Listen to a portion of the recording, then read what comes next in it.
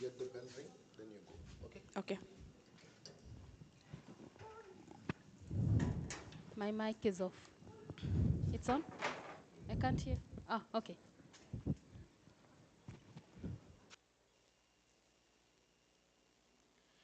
Next on stage, we are having Rita B4 from Cameroon.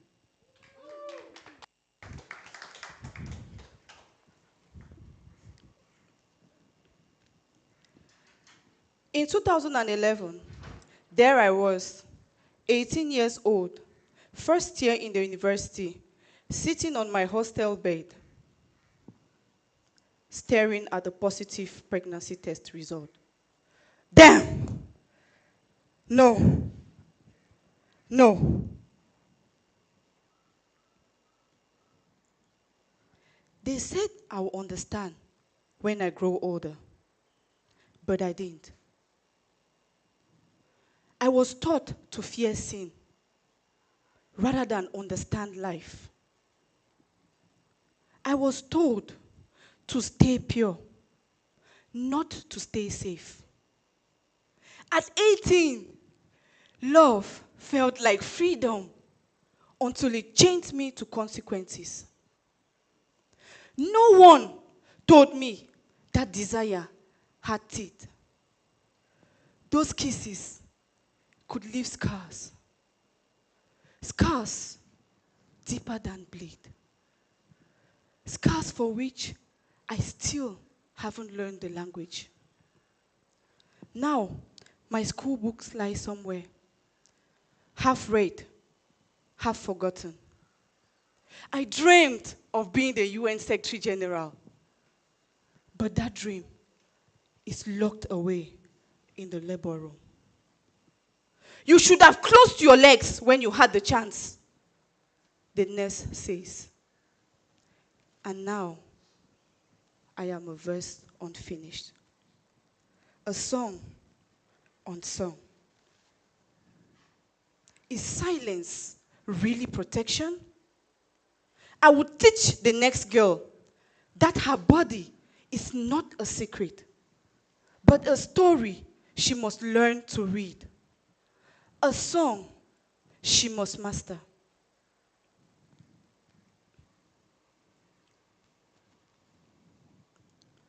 In many African societies, sex education remains an elusive topic that is still covered in shame and silence.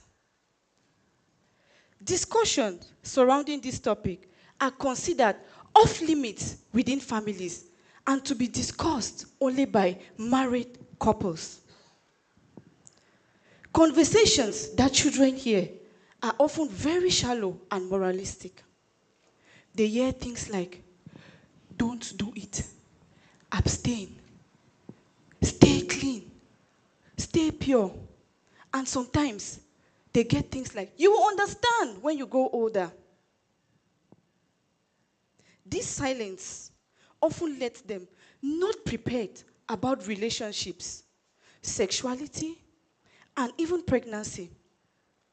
As a result, and out of curiosity or peer pressure, in a bid to feel among, they engage in unprotected sexual activities, which often leads to pregnancy. And that is how teenage motherhood is born. In the northwest region of Cameroon, teenage pregnancies continue to rise as 1 in every 4 adolescent girls gets pregnant before the age 20. Believe me, when she becomes pregnant, judgment comes very fast. Sometimes faster than she can even understand what is happening to her at that moment. Many young mothers face deep internal struggles while they navigate family disappointment, financial strain, and the harsh societal judgment. If she's coming from a family that is already struggling financially, she is considered an additional burden.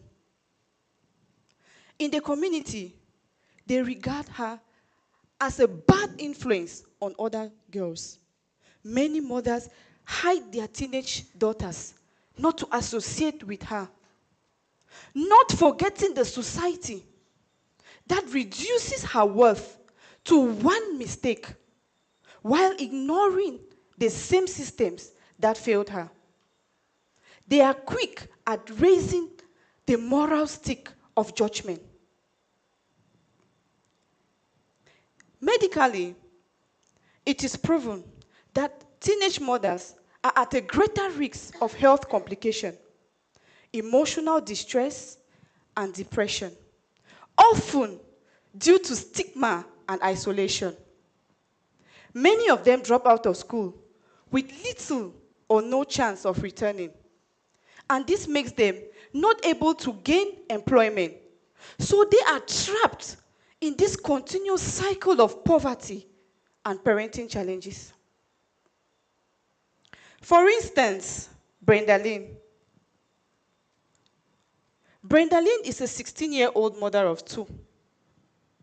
When she got pregnant, her father threw her out of the house, saying she had brought disgrace to the family and shame to his name. Left with no choice, Brenda Lynn moved in and lived with the unprepared father of her child. A year and a half later, Brenda Lynn was pregnant again. This time, left to care for herself and her children. In order to survive, Brenda Lynn collects fruit at a high cost from a local fruit supplier. She sells at the Bamenda Fruit Market. And the little she earns is not even enough to repay the fruit seller. Talk less of catering for her and her children. This highlights the silent struggles and difficulties faced by many teenage mothers. And also, this inspired me to start Kinamani, which means a peaceful community. At Kinamani, we support teenage mothers in 4 ways. 1, confidence building. 2, parenting skills improvement. 3, vocational training. And 4, a safe daycare center for their children. We will do this through a 6-month unique and interactive garden model curriculum. Now, come, let me take you through our curriculum. In the first phase, soil preparation, laying the foundation. Here, teenage mothers are taught how to set personal goals for themselves. They come in with all the trauma, the societal judgment, and through hands activities, they learn how to build confidence and trust. This phase sets an emotional soil where confidence will be built. Then we go to the second phase, sowing, planting new dreams. At this phase, teenage mothers learn practical skills. They engage in basic entrepreneurship and hands-on activities. They are taught how to get opportunities where they can earn and save money. They engage in gardening and learn how to produce food for themselves and their children. The third phase, which is watering and nurturing, strengthening growth. Here, teenage mothers learn how life skills that they can use, like proper parenting, financial literacy, and time management. The fourth phase, which is with management, overcoming challenges. Teenage mothers are taught and given the skills to overcome stigma from the society. They learn how to cater for themselves and the pressure that comes with young motherhood. The fifth and the final stage, harvesting, celebrating progress. Here, teenage mothers showcase what they have learned and produce. Now, picture this. A community where teenage pregnancies are prevented through open communication, where young mothers are empowered. A community where teenagers can talk freely about sex education. They can sing and dance, and this is going to be our motivation.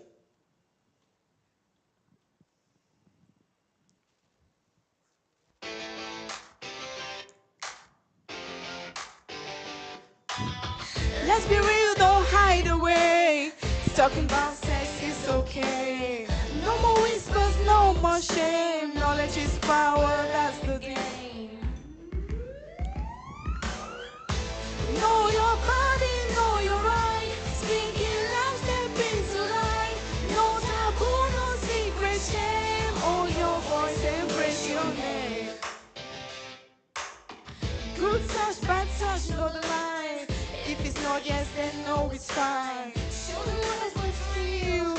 No force, no fear, that's the deal. Know your body, know your right. Speak it out, step into life. No taboo, no secret shame. Own your voice, embrace your name. Silence is not protection. Thank you.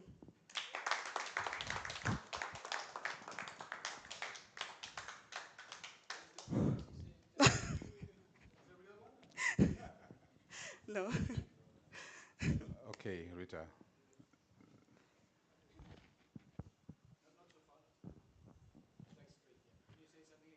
Yes. Person. Person. Tyrone. Hi, Tyrone. Sabria. Can you remember to put it like this?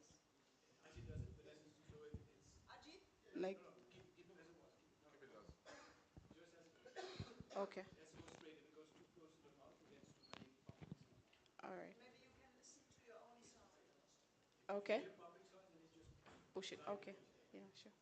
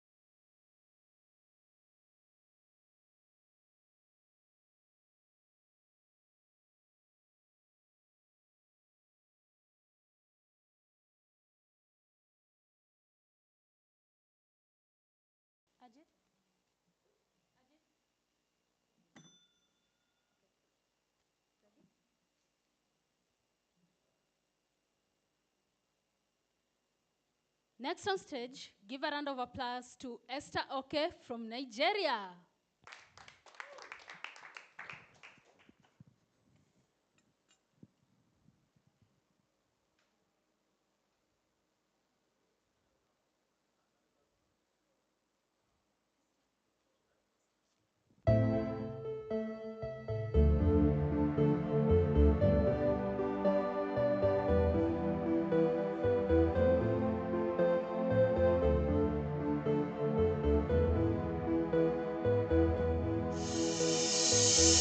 What's wrong with being a dreamer? Or should I say a daydreamer? If you ask me who I wanna be, I'll maybe have no words to make up what I see. All I want is to be happy and to be the reason another smiles. If this is all I've got in my lifetime, I'll be sure that I'll live and I'll be just fine. What is this fire inside me? What is this light I can't deny? What is this spark that keeps me up all night?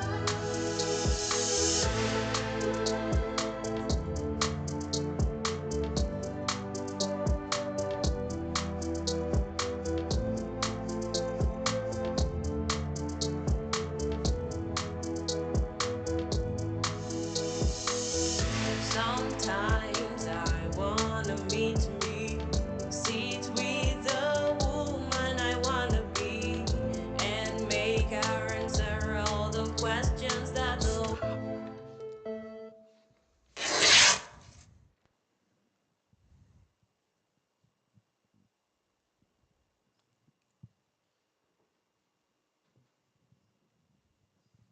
This is usually how potential dies. As a child, I loved to imagine. I lived in the perfect self-made world of my own creation, and I would add stories from the homes we visited and tell these stories to my friends who would usually say I was saying nonsense.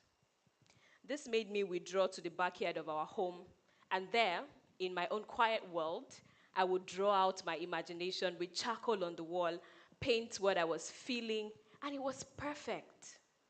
Until one day, our neighbor saw me and reported to my mom. Do you know what she said? She's possessed. And my mom believed her. And every time she saw me painting or playing alone, she would scold me. I didn't dare express my goals. Why would I? My teachers and my father had already manufactured them for me. My father, being a nurse in our village, was so dedicated that he built a local clinic for the people. And he would usually wake me up at 3 a.m. to say, Esther, you need to become a doctor to continue this work I started. Who knows? You may be the one to lift this family. I felt a weight of responsibility towards everyone, but especially to him. So the natural choice was to become a doctor. My dedicated studying and my family's investments paid off when the news came that I had been admitted into the best medical college in my country. There was a village-wide celebration. The elders thanked me for working hard, and the young ones admired me, thinking I had it all figured out. Shortly after, there was a life-threatening diagnosis, and I had to go through surgery. Don't panic, it was successful. But on our way back from the hospital, I had seen an art studio for the very first time. The pictures I had seen for only seconds were so beautiful that I nurtured the thought of having something like that, and I told my parents about it. They were reluctant to let me go, but because they wanted me to recover fast, they allowed me go. So for 3 months, I went there twice every week, and these were the best days of my teenage years. Upon recovery, I had to go to the university. Financially, I was different from the other students. In the evening, while they would socialize, I would sell food items, and I did just about anything to support myself financially. It was in those difficult moments that the memories from the art studio returned. And I realized that I did not want to become a doctor. And I didn't want to disappoint my family either. 3 years into the program, I decided to withdraw from school. My family was shocked and disappointed. My only brother stopped speaking to me, and the little support I got from home stopped in an attempt to make me come to my senses. Well, I didn't. Weeks ran into months, and I was alone, facing an uncertain future. I went back to my drawing board and felt alive again. I taught myself to paint, to draw, to design digitally, and with these skills, I was able to freelance and save up money for myself. I started my own studio and exhibited my artworks outside, which people loved so much. This earning from this new purpose that I found helped me travel to a different new state with my friend, where we decided to teach other young people the skills that we knew. We connected with them at a public school where I was secretly sleeping and would wake up very early to avoid being discovered. We found that the youth lacked purpose, and we started teaching everything we knew, from catering to crafts to baking, and they started to transform. This was powerful, and this brought me closer to teenage girls in rural communities in Nigeria. Our training halls became a safe space for them, where they could share their pains, their challenges, but also their desires for the future. In Nigeria, 43% of teenage girls get married before the age of 18. 70% of them do not have any form of career guidance after leaving secondary school. And half of the entire population have never been out of their village, talk more of knowing about the opportunities that are available for them there. This made me start Iwari. Iwari in Yoruba language means discovery. With Iwari, I want to co-create experiences of adventure, experiential learning, and skill building with teenage girls in rural Nigeria, to the end that they are able to pursue career paths that truly align with their interests. Let me share the story of an Iwari with you. Her name is Amanda. She's 16 years old and from rural Nigeria. Every opportunity starts with an open door. But for Amanda, it starts in her village when she stops to watch an artist paint. This powerful moment led to an invitation to grow with Iwari. And together with other eager and excited girls, they walk into the community hall. No competition, no pressure, just about enough energy to discover themselves. They sit through the activities, find their voice, learn teamwork, and for the first time she hears the story of powerful women who have overcome challenges, and she believes that it's okay to dream big.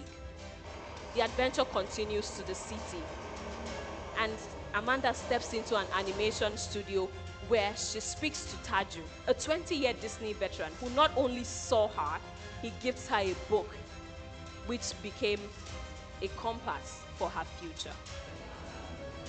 Together with the new friends out in a camp, they are building tents, learning teamwork, swimming, learning skills that will help them survive in their future. They not only came together to learn, they became one another's friends, supporting each other, sharing one another's stories. And the once quiet and shy girl that arrived at the camp left not only with a dream, but with enough energy to pursue the future that is ahead of her. And she moves to her village, where it all started from. With the tools available, she's able to bring her dream to life. With this, she creates a film that is screened at the community festival. Her family and friends cheer in amazement watching her creativity. Amanda gains admission to the university. She becomes a mentor to other younger girls in public schools in Nigeria. Amanda now owns her own studio where she creates amazing visuals. And when she creates these visuals, she sings, "Sometimes I wanna meet me, sit with the woman I wanna be. and make her answer all the questions that the world is asking, so I can see my way. I'd love to know my tomorrow, or do I just lead and let it unfold? I'm learning who I'm meant to be, and I hope it's alright, 'cause that's enough for me. What is this fire inside me? What is this light I can't deny? What is the spark that keeps me up all night?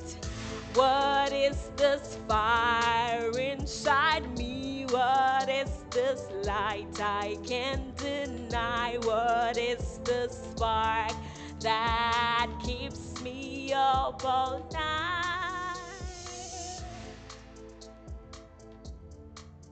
The story of Amanda is what's possible when we invest in the future of girls. Thank you.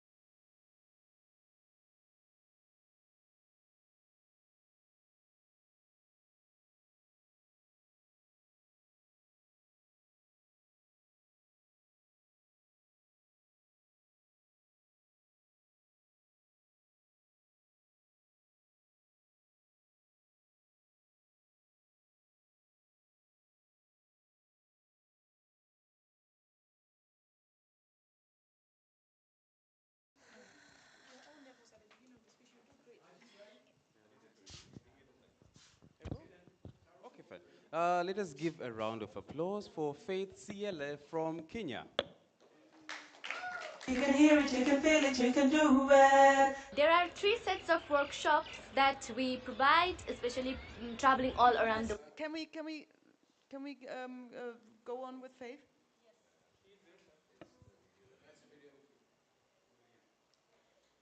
We do it again? No. Okay. One more time, one more time. Can I have some access to this thing? Thank you very much. Let us give a round of applause for Faith CLF from Kenya.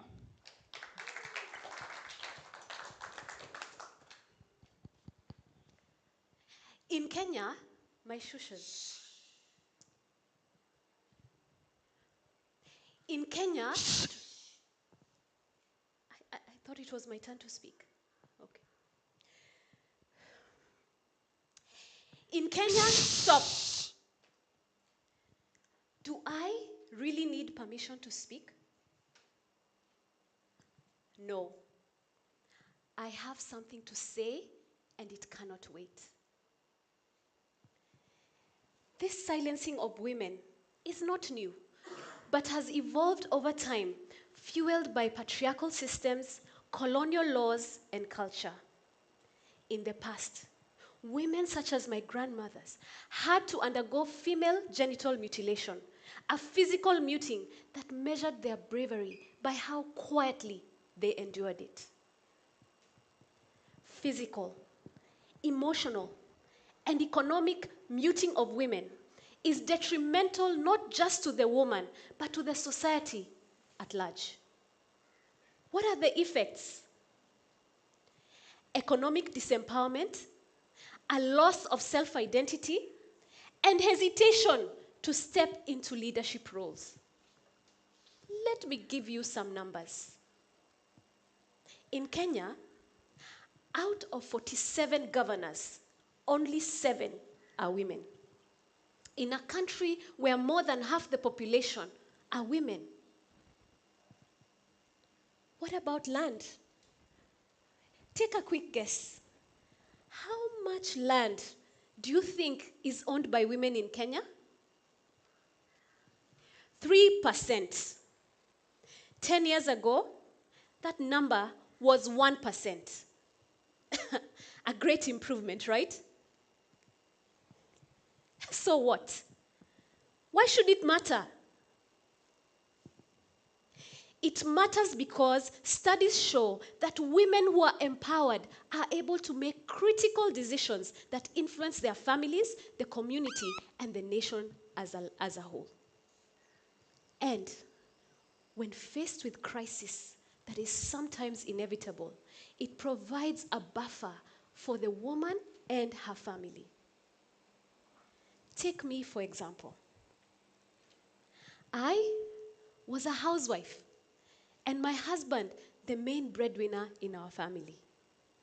I enjoyed taking care of the children in our household, but deep down, I craved something more. So, when the children were fast asleep, I would go to my kitchen and would bake. And there, my cake business grew from my kitchen to a bakery.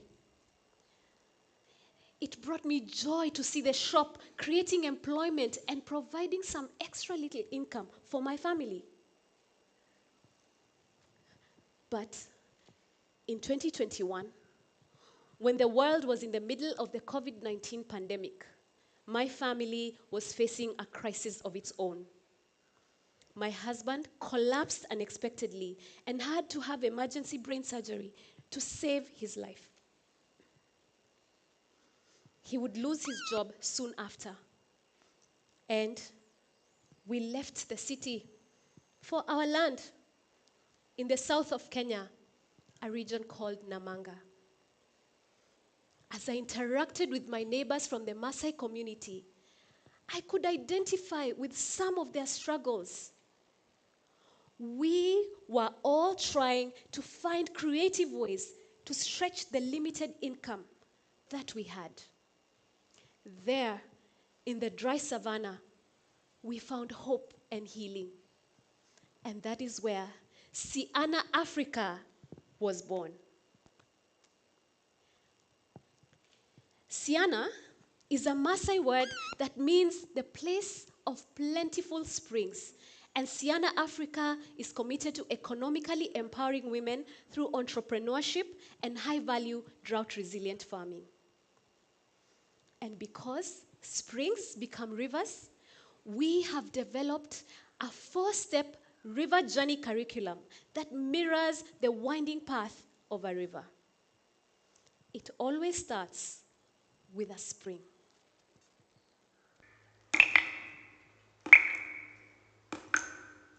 Beginning with quiet, sometimes unsure drips, a powerful source is ready to be awakened. In this phase, we focus on personal awareness, self-well-being, and tackling limiting beliefs. Women are trained in aloe vera farming with a focus on the well-being of the woman. And the drips, becoming stronger and more defined, form a stream.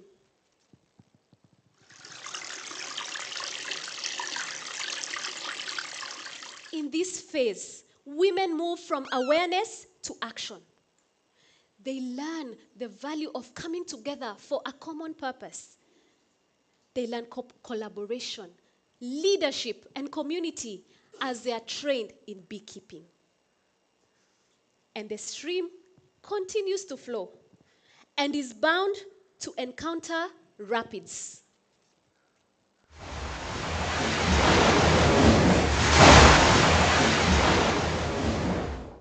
In the rapids, we focus on facing resistance.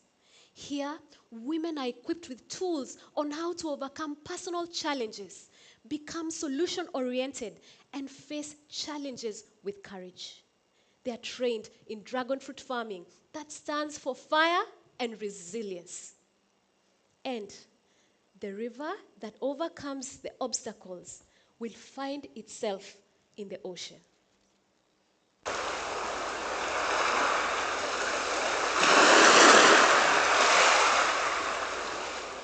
In this phase, women realize their role in the wider community. They learn their role by coming together, forming women groups that will eventually become cooperatives. They are trained and equipped to raise tree nurseries of indigenous seedlings that will be replanted in their communities. And our model is a bit unique. Using dialogue and storytelling, we aim to achieve mindset change and systemic change. We will talk with no one silencing us. My being hushed at the beginning of my speech was a representation of countless women whose voices have been hushed before they could speak. But a change is coming. Can you hear them? Can you hear their song?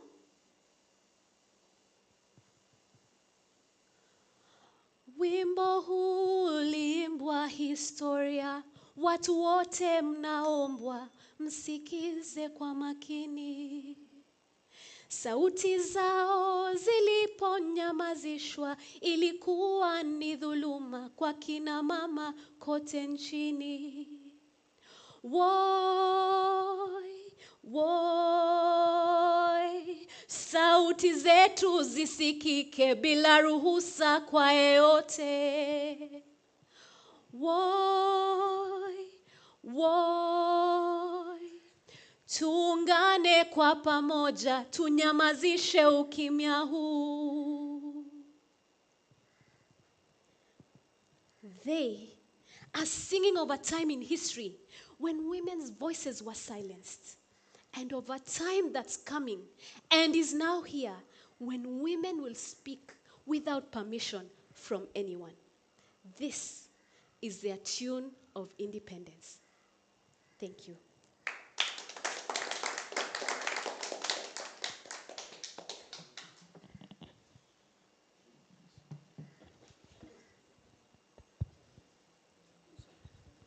I have only something for multimedia. Your speech was good. Thank you, sir. First of all, we have to, or Rohin.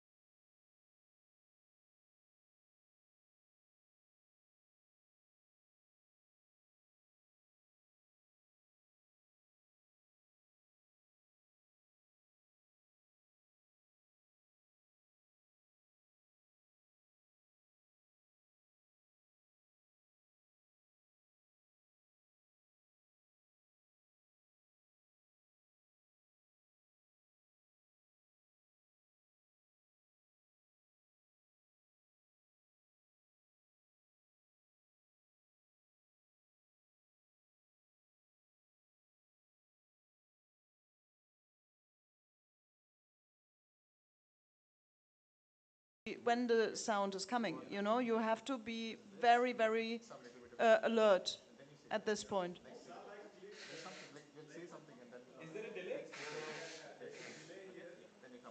Why is there a delay?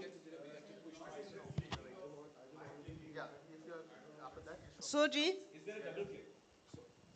Why is there a delay?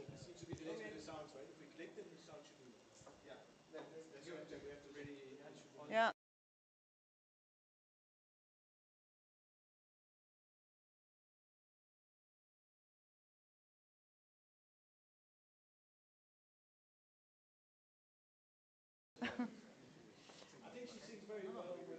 Yeah, I think she has such a strong voice that I feel the reverb was almost a bit destroying it. What do you think, Chaco? So what can we do to find out whether it was? Can we try just a little bit of the song, "Voy Voy" or something?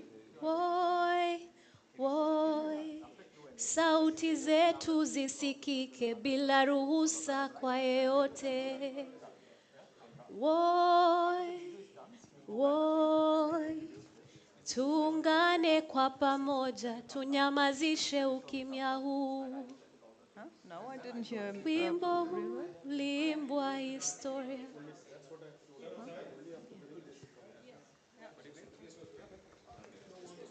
Don't say my hush. Okay. Don't say my hush. You know the other time when they know you are saying my hush. Don't say it. It's not your part. Okay, one more thing. Faith, one Yes. thing for you. Yes, sir. Drug resilient or drought resilient? Drug. Ooh, ooh. Okay. Drought. Okay.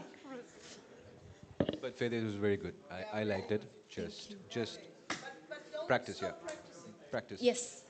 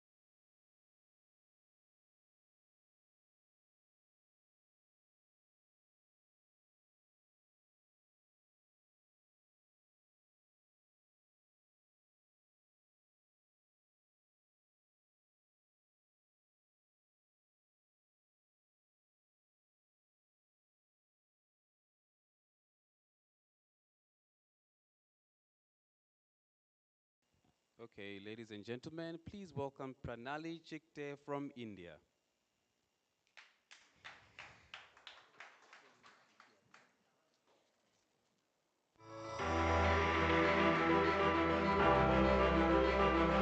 The bicycle, a vehicle that defies time. It has evolved over the years, yet it has never lost its place.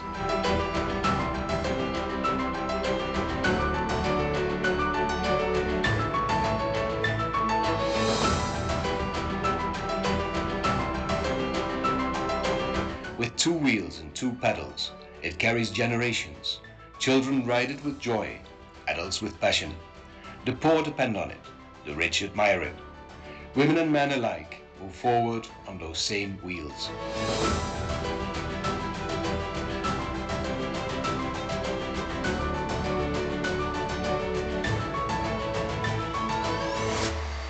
For some, it's a livelihood.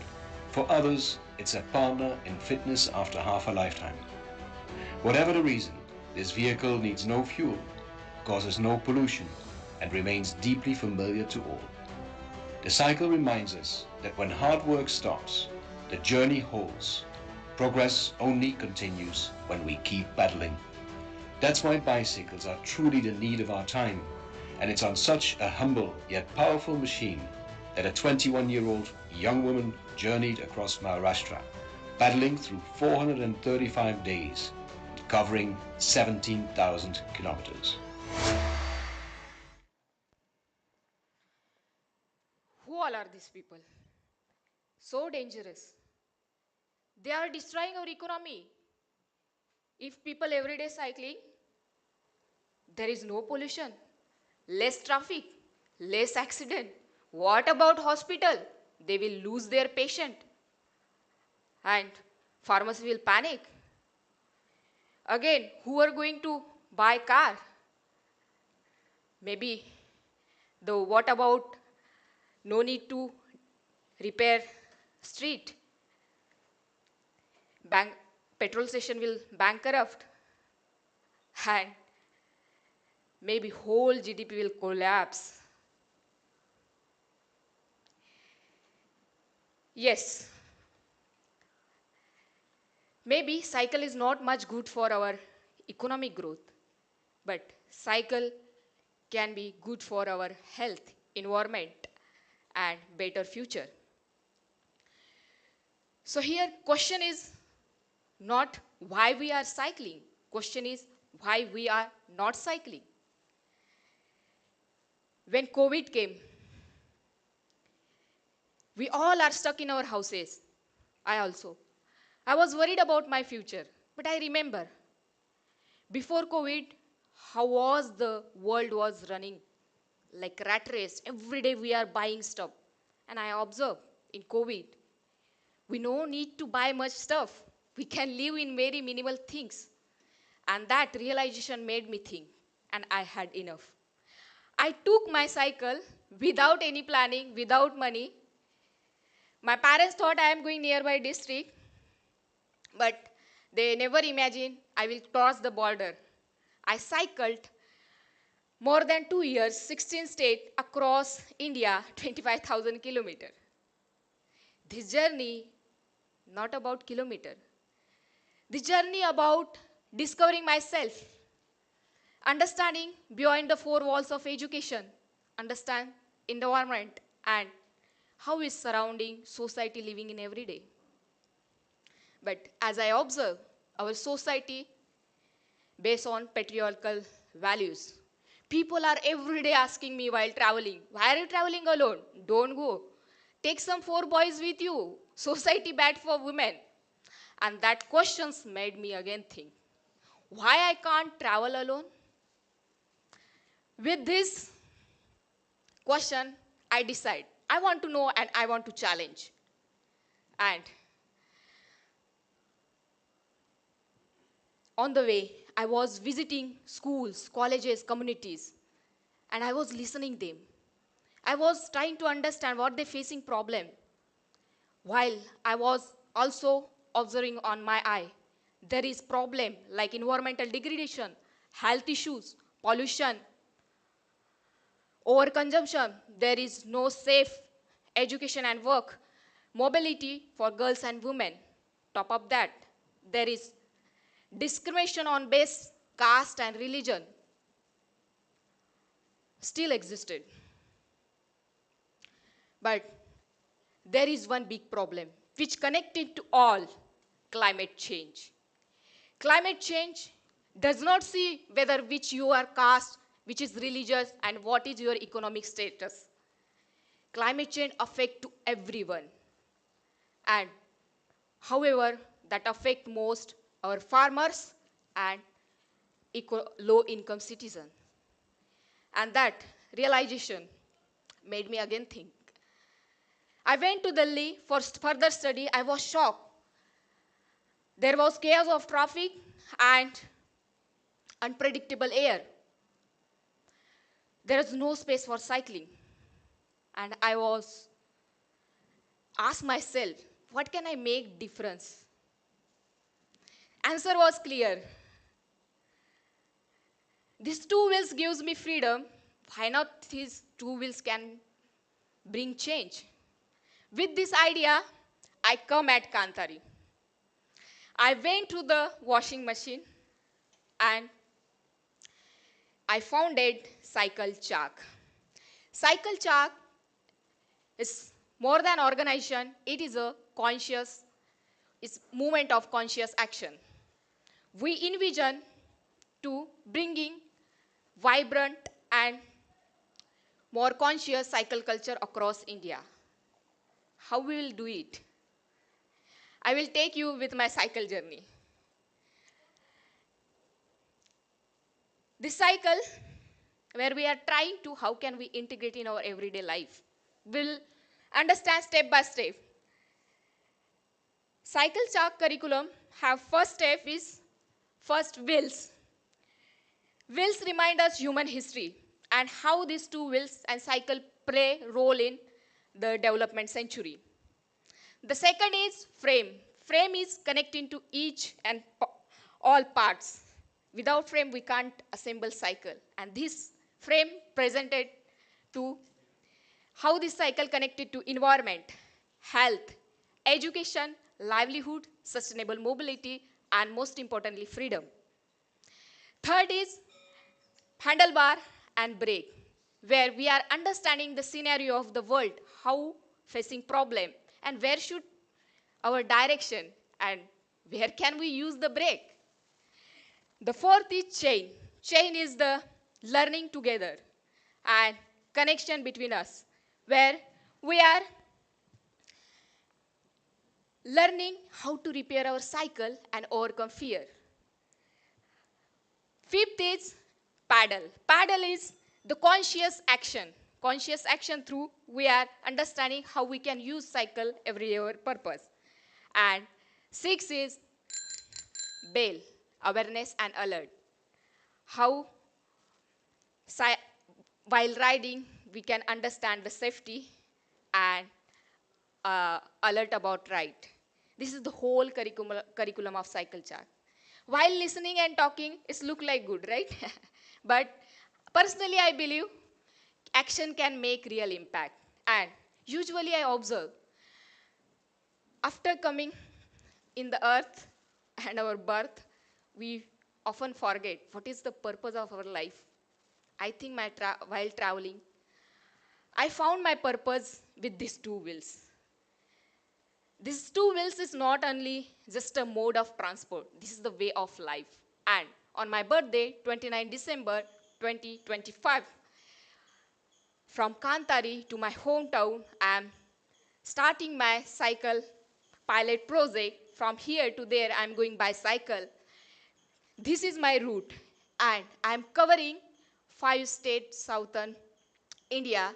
Throughout the journey, I will covering 22,500 kilometers journey, visiting schools, communities, organization, and how this cycle can make our life easy. And we are implementing the Cycle Chak curriculum for integrating cycle for our everyday life. And throughout the journey, wherever you are, you can join with this journey.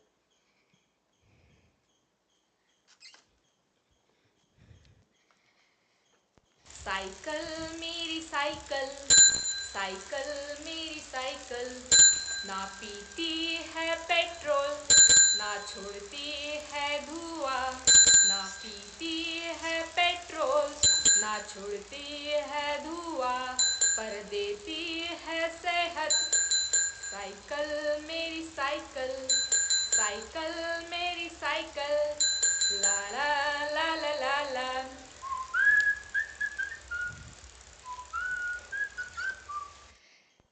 Thank you. Yes.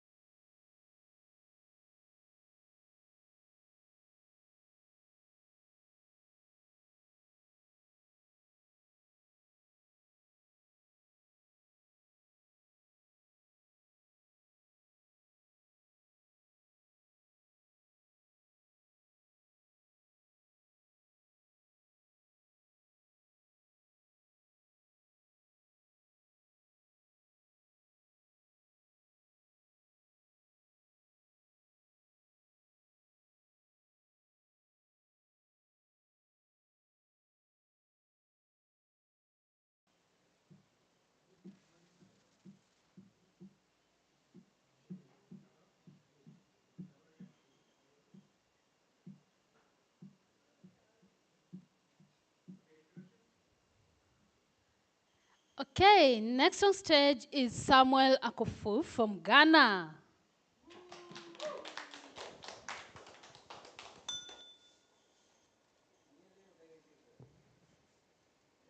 Mama, yo, I hope you and Baba are doing just fine.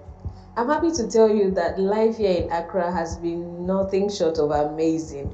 I found a very nice job in one of the city's finest restaurants, the kind that we usually hear about in the radio, and the salary is really good.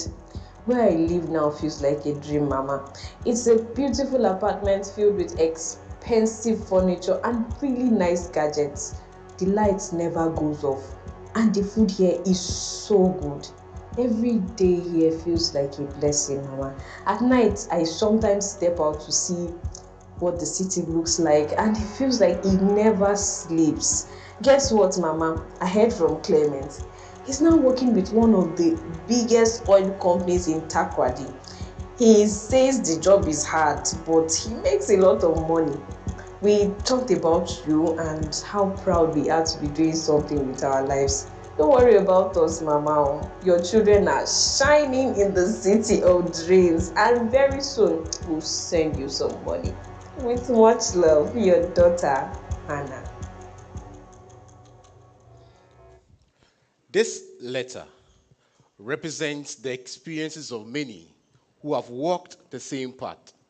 A child's voice speaks of hope, yet the images reveal hardship and struggle.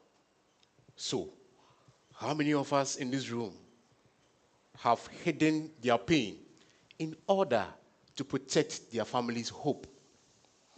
In northern Ghana, society suggests that you travel before you can make it. It is estimated that over 100,000 youth annually migrate south to take up menial jobs. I also traveled to Qatar in 2022, believing that I could create something meaningful for myself and my family. But in the burning deserts of the Gulf, reality set in. I shared a studio room with 18 others.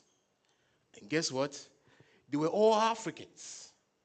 In my mind, I was like, how could we have abandoned a continent with land so rich that even if you threw away dirty water that had seeds in them over a period of time, these seeds will sprout without any proper agricultural method? How? But at that time, I was already trapped in the system. I worked so hard as a parking officer. And when I received my first salary with joy, I called home so I could send money to my mama, only for me to be told that she had died. At that moment, money lost its meaning. The only tree that I leaned on had fallen. What else was I working for? But with time, I found solace in reading. Works by Sheikh Anta Diop and Chancellor Williams shaped my thinking from chasing money to creating value for myself. My plans to transition to Europe stopped immediately. Why? Because Europe is already developed. If Africa is still developing, then what will be my contribution? Creating something valuable for myself in my homeland will be more fulfilling than being used as a replaceable worker. I halted my plans to work abroad and came back home immediately. At the airport, whilst we were exiting, it started raining. Midway, I asked the taxi driver to pull over. I stepped out of the vehicle and stood in the rain until I was all drenched. When I returned to the vehicle, the driver asked me why I did that, and I told him, bro, where I had traveled to, we hardly saw rain. We laughed on, and then we journeyed home smoothly. But coming home was not met with a victory clap. There were cold stares, whispers, and silent judgments. However, I remained focused, inspired by a single commitment to ensure that others do not go through the same path that I have endured. I began with my story.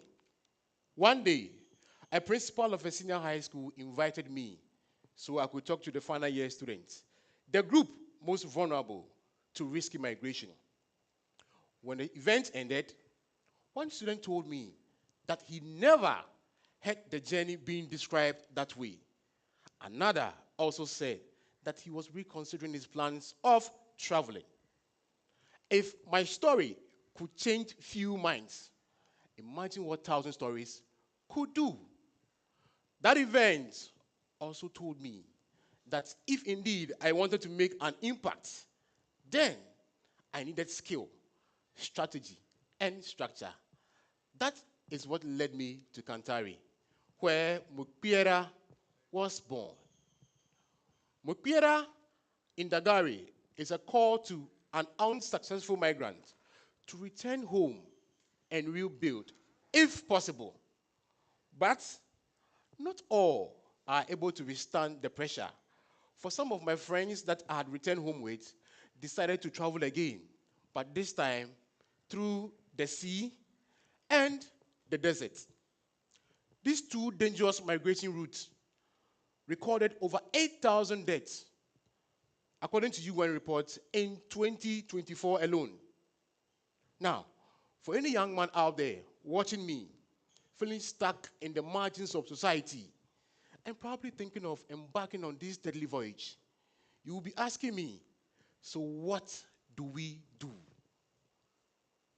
Here's the thing. You are the goal that you are looking for.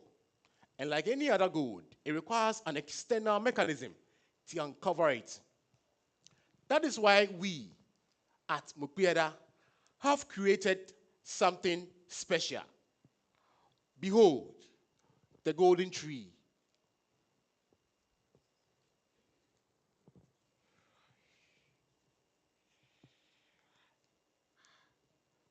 As you can see, our tree is not standing. Just like many of us, our dreams, shaking, uncertain. Our golden tree has 4 stages. The first stage is the golden flower. Flowers attract, like the big cities attract our vulnerable youth. During this stage, we shall embark on a simulation game. The first week, we shall have excitement, anxiety, and a lot of expectation, with some little money for our participants. But for the second week, reality will set in. They will have a lot of bills to pay and high cost of living, such that there will be so little for them to send back home. And the final week, it will be full of reflection and truth. As you can see, our tree is still wobbling. The second thing we have on our golden tree is the golden fruit. During this stage, we shall embark on an exposure tour across the Northern Belt to see and feel the richness of the region. And most importantly, visit businesses that are doing well. And the managers of these businesses will enlighten us, showing the way that you can make it without risking your life out there.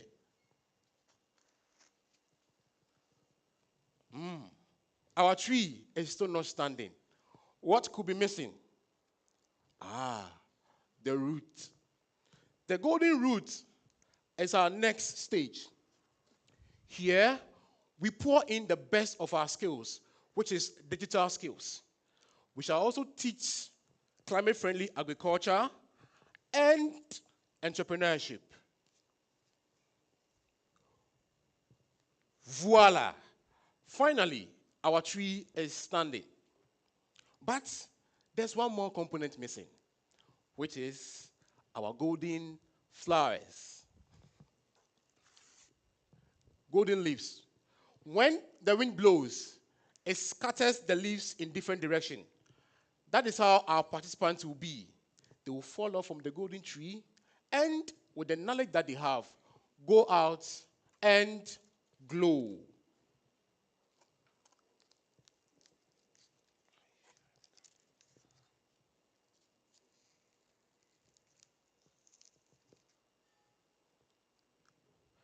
Ladies and gentlemen, this stands as a call to any youth out there tempted by the dangerous path of migration, that hope is not found in harm, and that if we also water our plants, it will be greener. Thank you.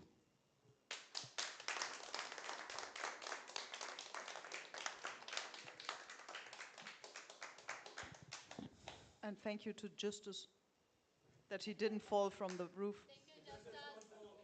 Thank you. Is Justus still up there?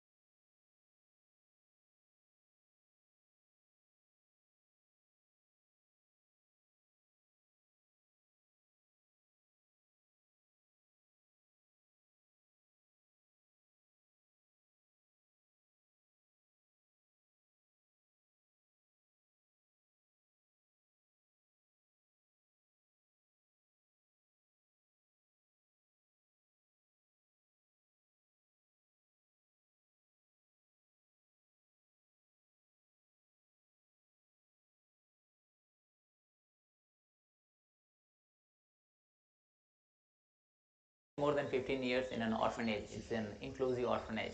And my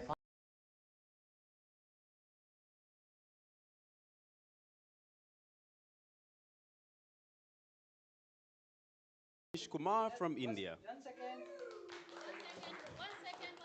One second.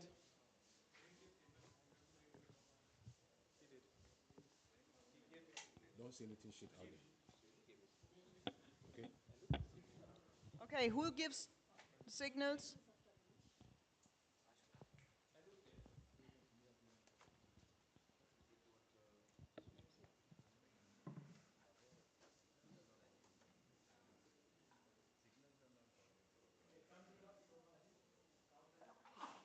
My proud son. Make me proud.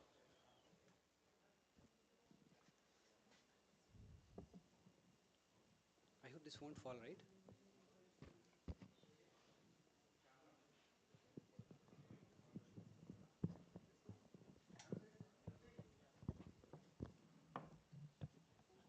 Yeah, again. Okay, once again, please welcome Manish Kumar from India with so much energy. Yeah, thank you.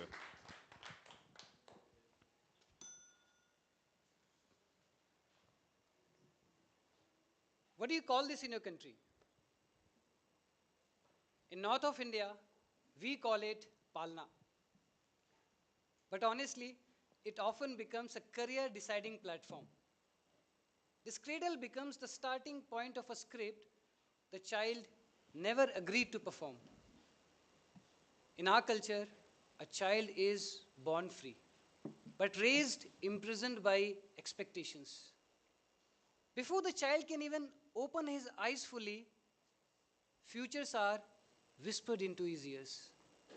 Doctor banega, engineer banega, army mein jayega, government officer banega. Dreams, dreams, and dreams.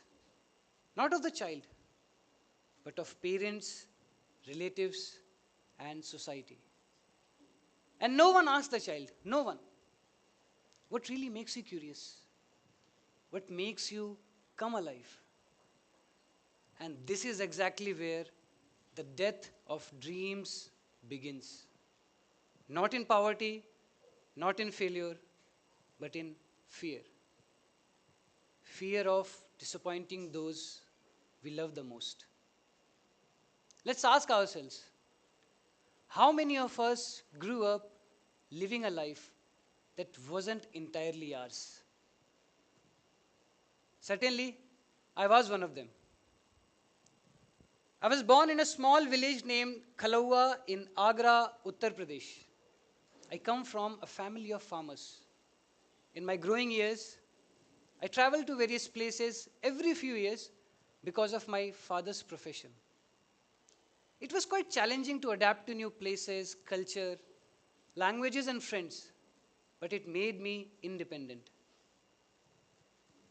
Being the eldest son of a family comes with immense pressure and a silent expectation to be the one who fulfills family's aspirations.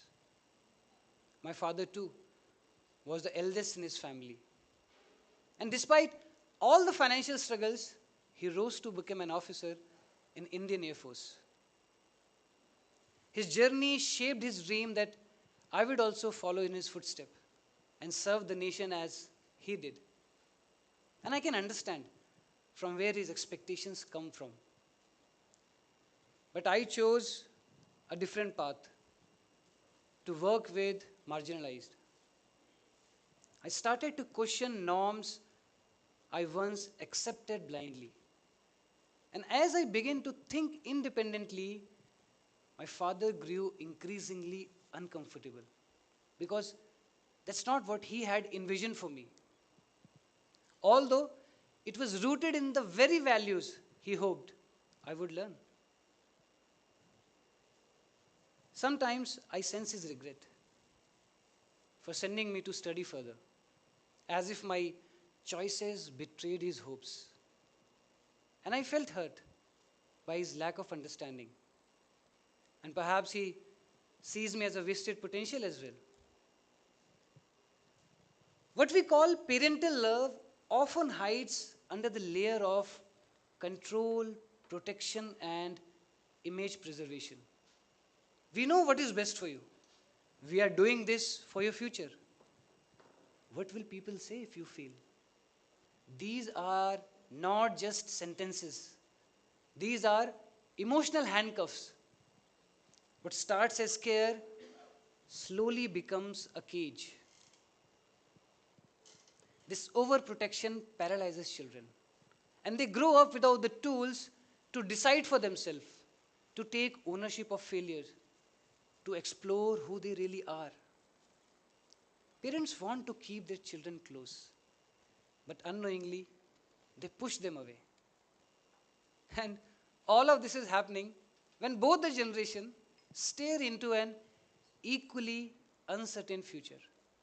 Let me show you something.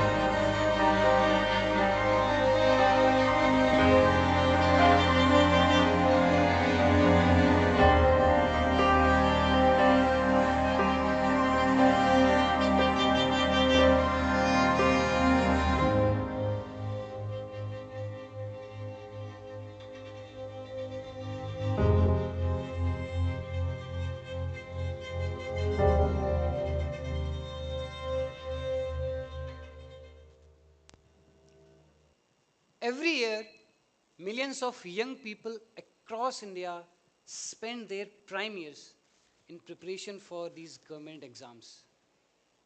Exams that by design can only employ a fraction, less than 1%. And yet, the race continues, generation after generation. This is not just a statement of failed aspirations. It is a reflection of something deeper, of a society that measures the worth of a child in jobs, titles, not potential. In a welfare state like India, public education was meant to be a great equalizer. But today, it functions more like a sorting mechanism, one that filters, ranks, and excludes. Children are taught what to think, not how to think. Learning has been reduced to grades and curiosity has been replaced by competition. And the result is a generation that does not know how to decide for itself. This is not just an education crisis. This is a relationship crisis as well, between parents and children, between learning and living. For a moment, just imagine a society where children are not treated as trophies. Failure does not bring family shame, and homes foster dialogue. Wouldn't that free both the generations from the emotional burden and nurture them into more confident, healthy, and purpose-driven individuals? At KB Trust, we are aiming to build an inquiry-based experiential learning that brings children, young adults, and parents together on a shared journey of growth. At its core, we believe that learning begins with trust, flourishes in curiosity, and sustains through compassion.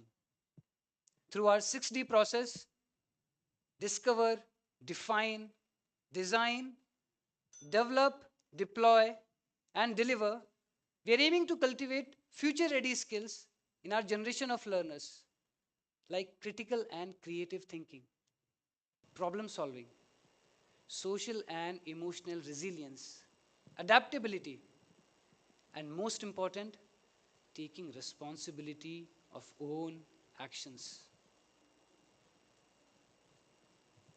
Here, parents will and children will come together to understand each other's perspective. Parents will learn about child development and trust-based guidance. And children will understand the meaning of responsibility through real-life projects. Both the generation will come together to co-create small eco-projects like model making, rainwater harvesting pit, organic farming experiments with farmers, artisans, and entrepreneurs. And all of this will be documented through a film that will be showcased in a family film festival in the cultural setting of rural communities. Throughout my speech, you have heard about children, but it's not entirely about them. It is about us as well.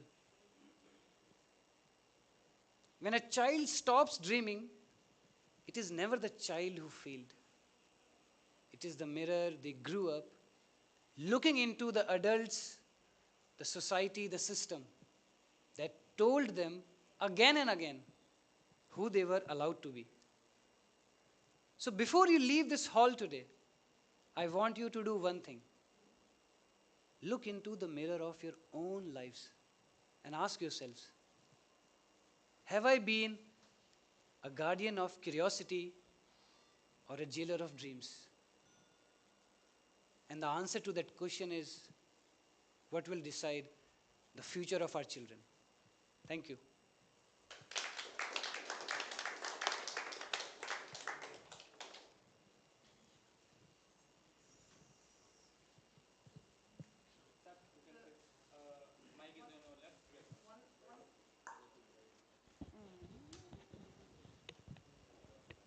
Hello. One comment for the multimedia. What happened with the video? Yeah, something. Hello? Multimedia. The logo before the video, so we had to change that.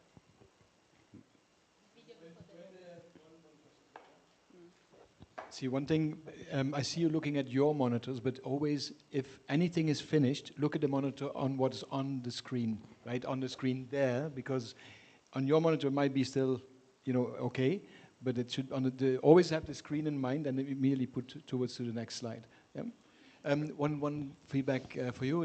You said the 6D process. Okay, so then see, it sounded like 6D, Okay. right? So 6D projects, Let's right? stress a bit So more on pause the in D. between. So Okay. they say like the 6D projects, so that we hear that what is our process. All right.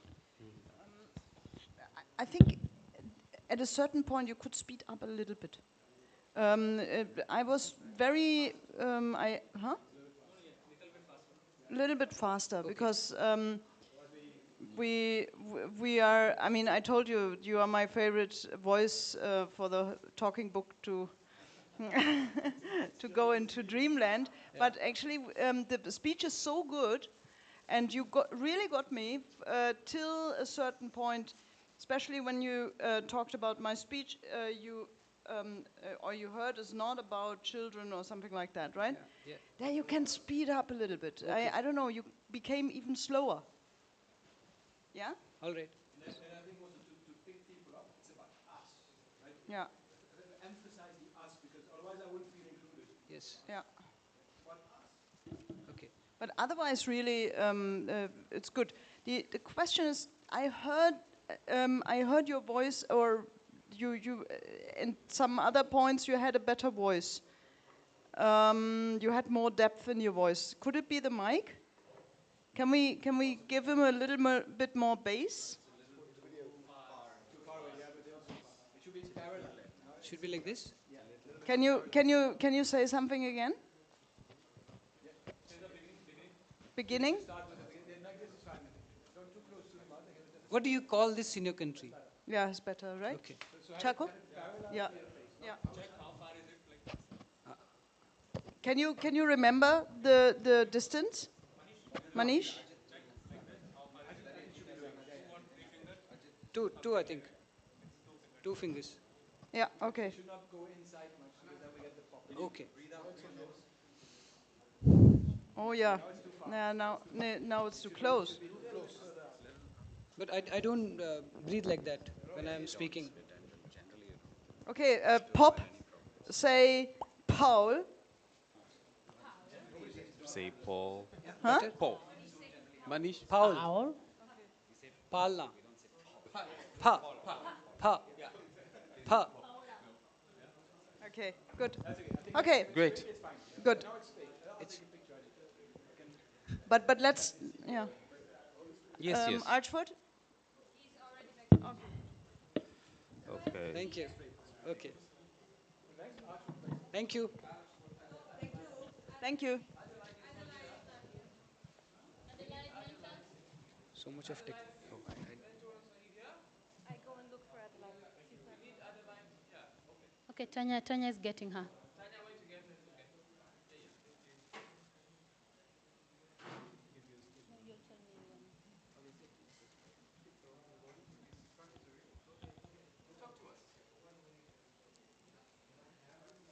Ajit? Yeah.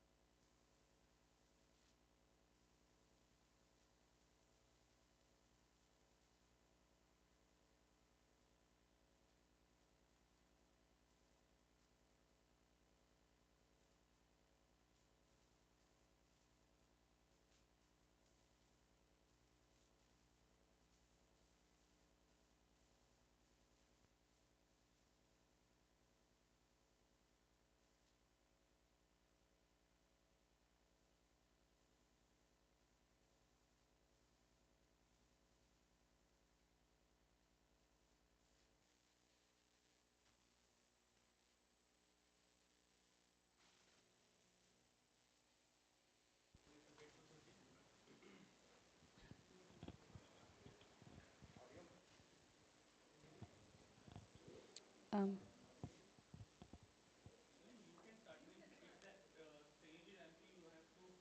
yeah, but now we're waiting for them to be ready.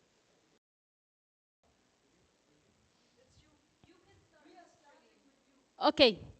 Next on stage from Zimbabwe, we have Archford Kiwiti. Give a round of applause.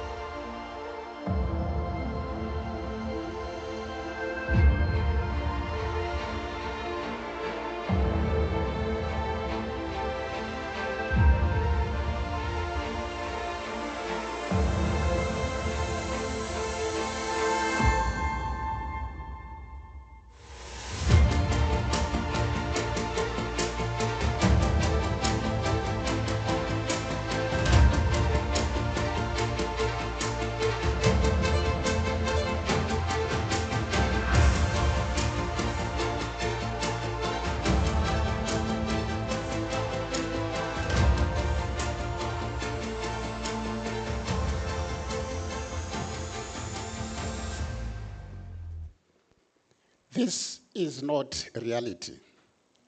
It's still a dream. Disability in Zimbabwe is still a story of limits. Children and youth living with disabilities are seen as objects of pity, hidden away from the public and bullied into silence in school. Long before love found me, I was a child born in a world that did not accept people who were living with disabilities. My parents discovered something was not right with me a few months after I was born. I was not developing and attaining basic developmental milestones in the first 12 months of life. My hands were too weak to hold anything. My right leg was thin, deformed, and defected.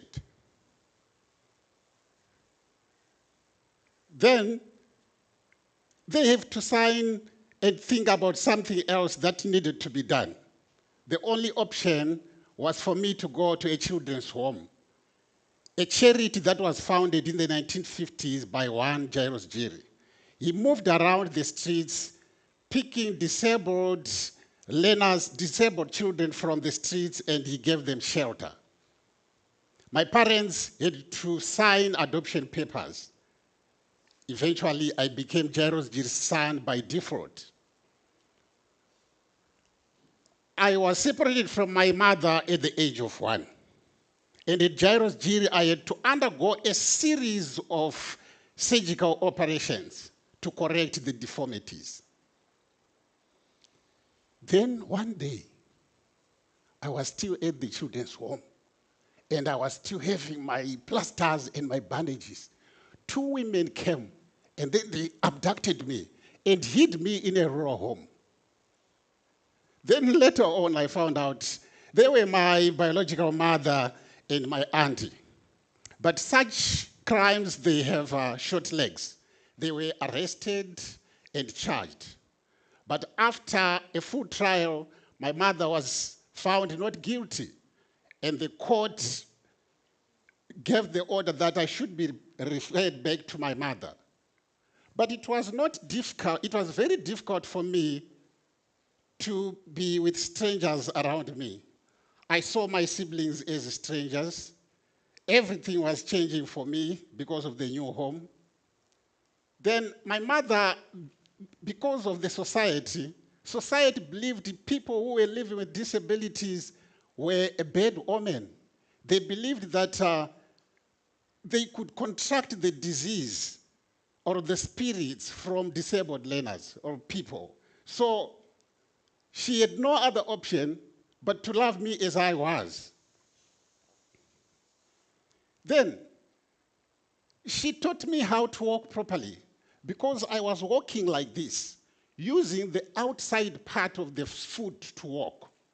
Then, out of love for a disabled child, my mother became a self-trained nurse. She trained me how to balance my legs. She trained me how not to fall. She trained me even to use my fingers to grab objects so that my fingers would gain strength. That was the love of a mother to me. At school, I was the subject of bullying. I was called names. I was excluded from play. But then, as I was getting older and growing up to be an adult, I felt a strong desire to take care and to look after orphans. And then from the year 2000, I started to adopt orphans. And I have 12 of them to date. But that was not the real thing that I wanted. I wanted something to repay for the debt of gratitude that was shown to me by Jairus Giri. Then I founded Zimbabwe Anti-Bullying Society.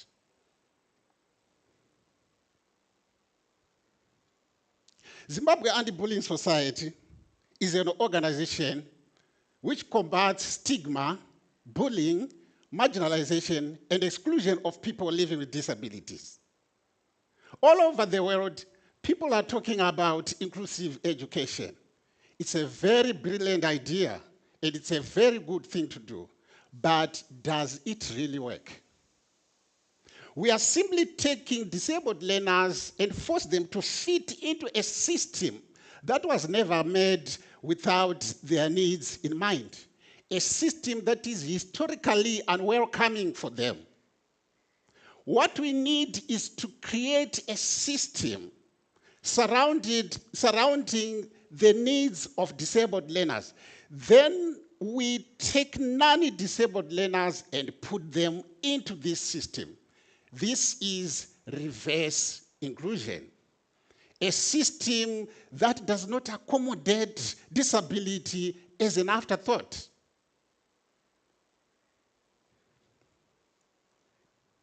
You look at this school. We are going to build a school with all its tools and with all its necessary things that we are supposed to put in there. Then we make non-disabled learners to learn side by side with those who are disabled. We will train them in emergency medical services. We will train them in disaster preparedness. We will train them in basic life support.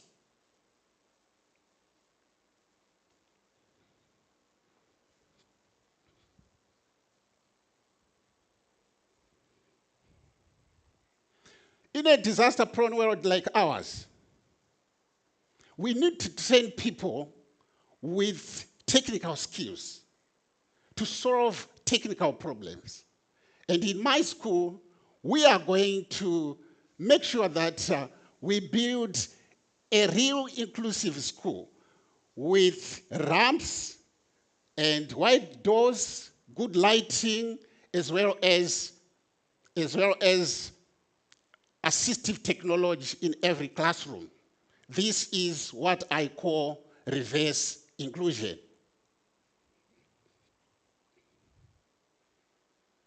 We will also build repair workshops so that we empower our learners with life orientation skills for sustainable development and independent living. This is what I want to do because, as you can see, there is no school like this in Zimbabwe, not even for people who are not living with disabilities. Therefore, we want to build this school for them. And this is what I call reverse inclusive education. I thank you.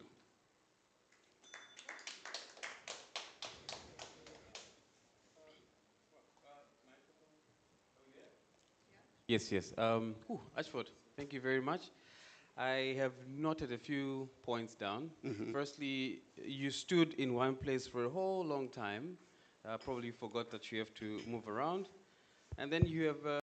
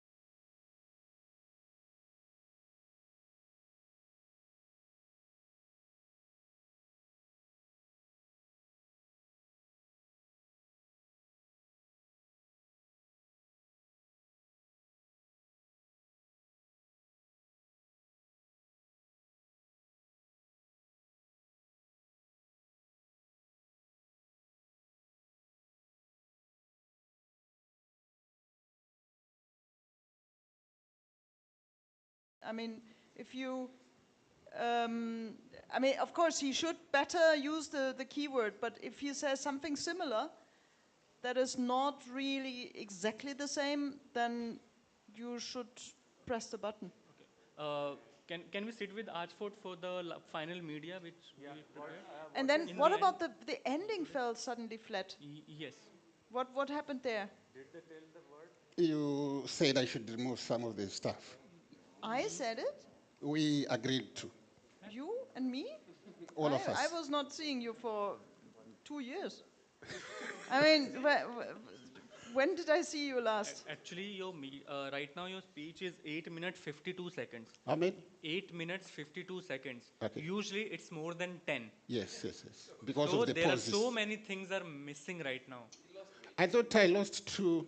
There are 2 points that I still remember. Even in the beginning, like at the age of 1, he took you. Where was Yeah, that's this, the one that where is was not this there. whole thing of with the non-disabled children?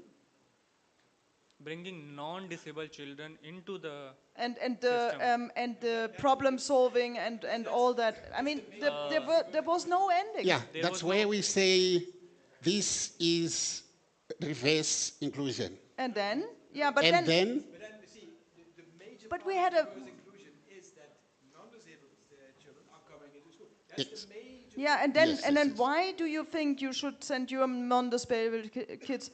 I never said to take it out. Did you say to take it and out? also the AI was missing.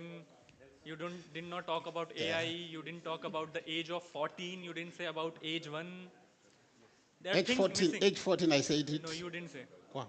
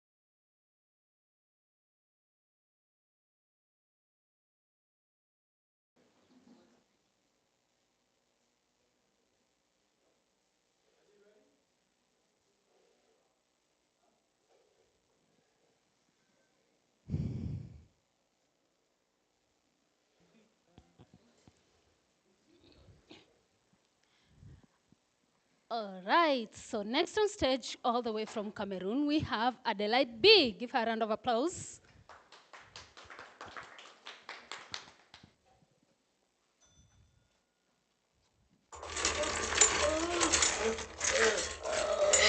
Doctor, please help my brother. He's been shot. He was caught in the crossfire. Please. Do you have a police clearance? Police, what? We don't have it. Please, he's bleeding Can you so deposit much. 500,000 now? 500,000.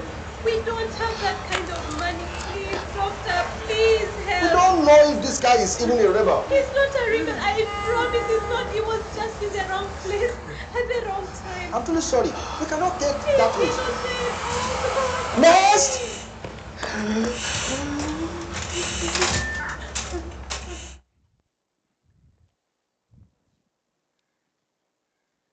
This was a situation that happened to my friend.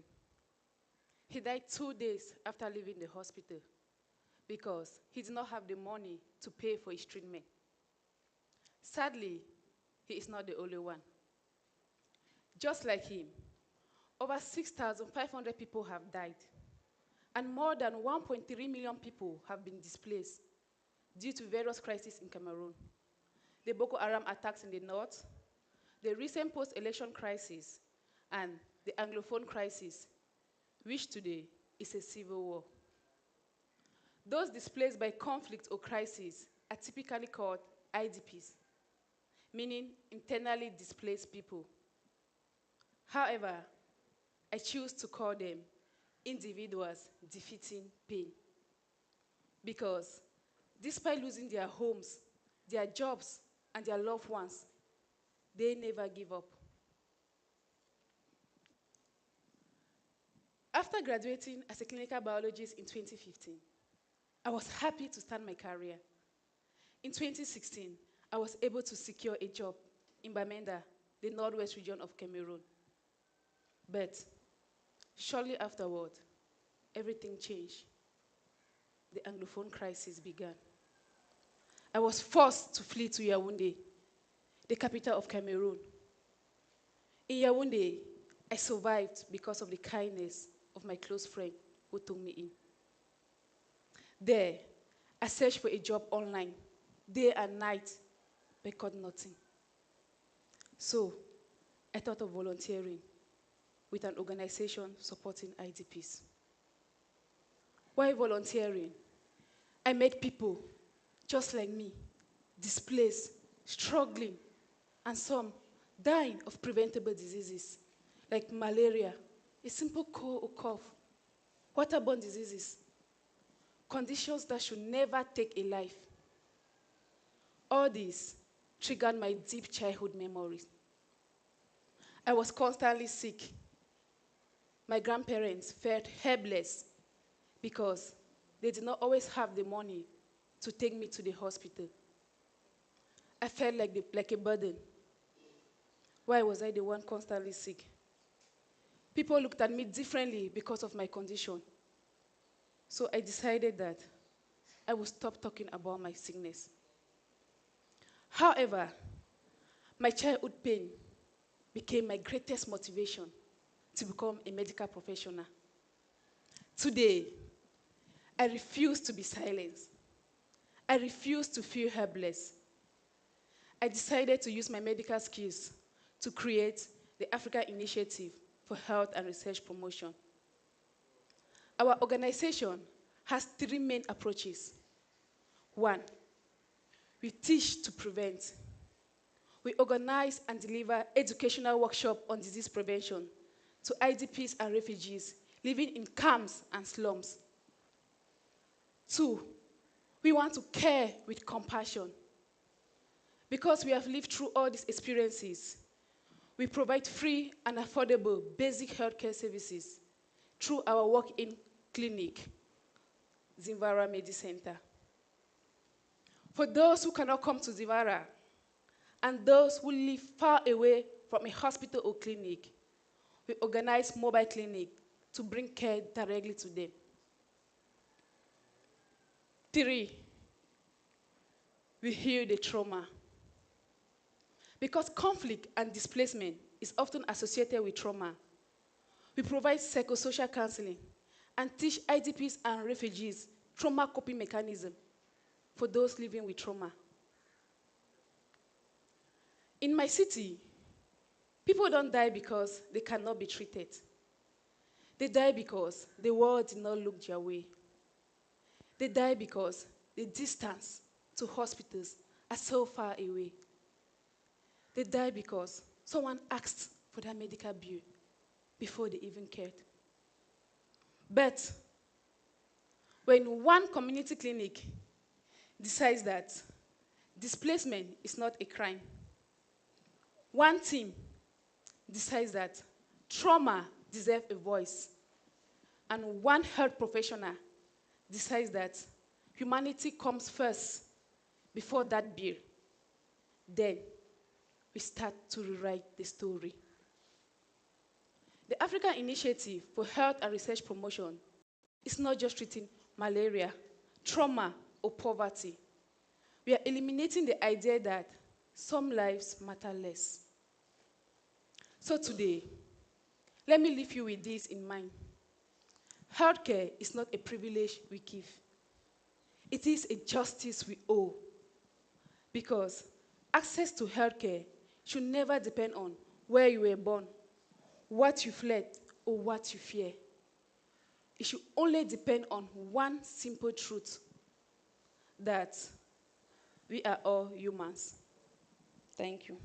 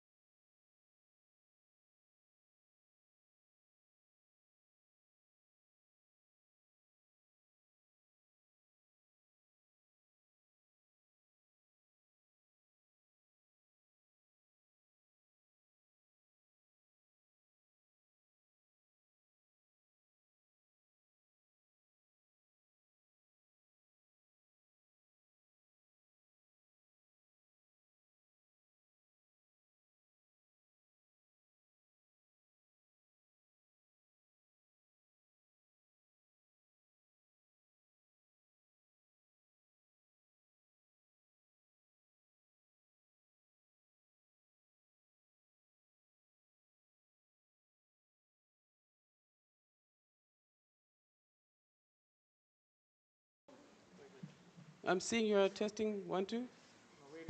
You done? Okay. Yeah, it's fine. Okay, fine. Ladies and gentlemen, thank you Ready very from much. Yes, sorry? Ready. Oh, okay, fine. Please welcome Alfred Ngulo from Tanzania.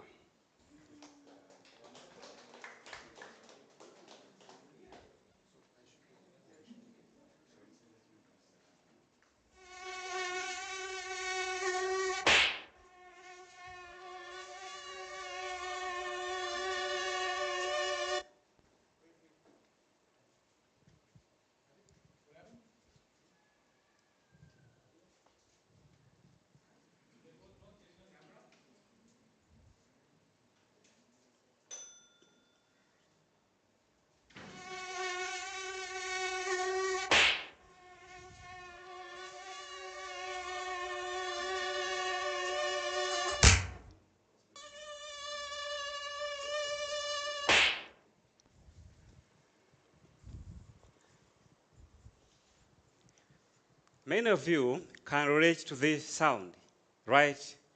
To some of you, this sound is just a sleepless night. But in Tanzania, this sound is a threat to millions of people, to some extent, even death. Malaria remains a threat to millions of people around the world. Every year, it causes severe complications, such as anemia, miscarriage, and low birth weight, especially among the pregnant women. Maybe for some of you may not understand how malaria is being transmitted. Let's have a look.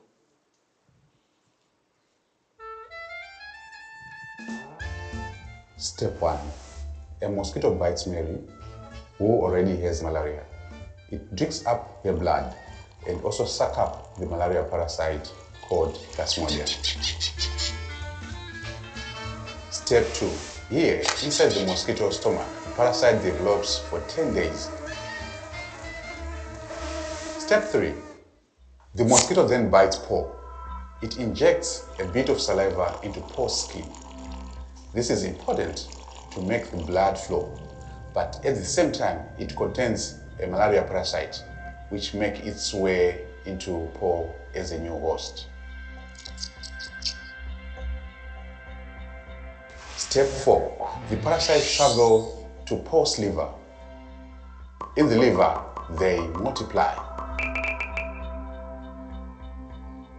Later, they spread back into the blood, infecting the red blood cells.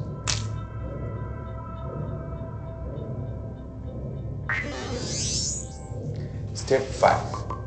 When the red blood cells burst, it causes paw to feel feverish, chills, and other malaria symptoms. So, don't blame the mosquito, which has a place in the ecosystem.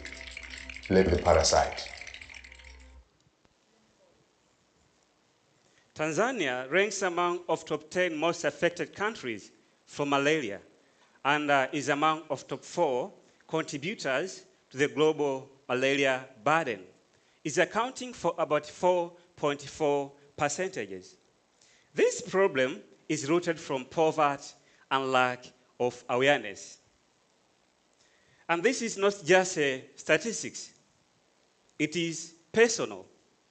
I grew up in a remote village, Kindibaju, in a southern part of Tanzania, where malaria, it was a constant threat.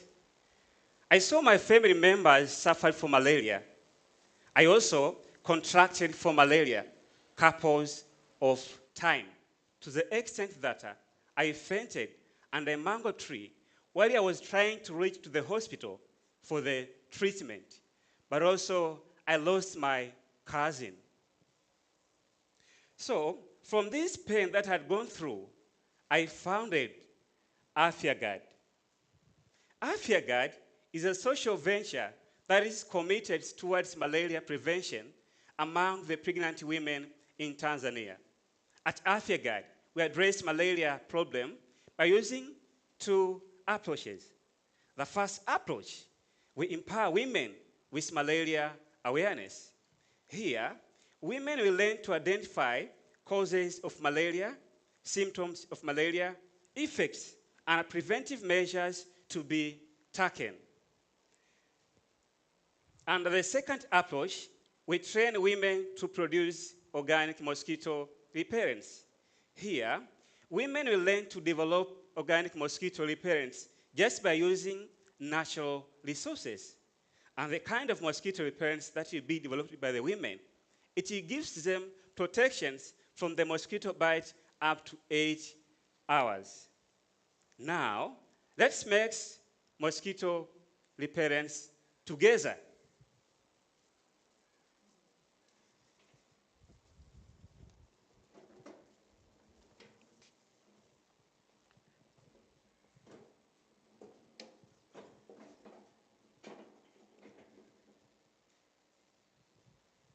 So, in our formulation, we're going to use 3 important organic ingredients.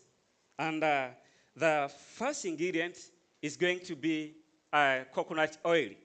Many of you like smooth and glowing skin, right?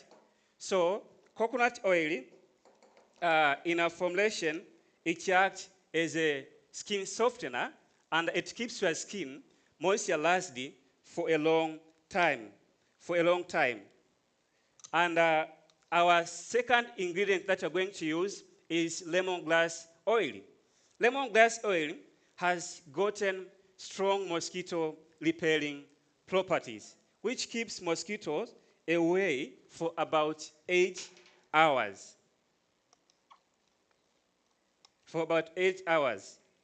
And I believe all of you enjoy nice fragrance, right? So, lavender in our formulation, it gives our product a pleasant aroma. Can you smell it?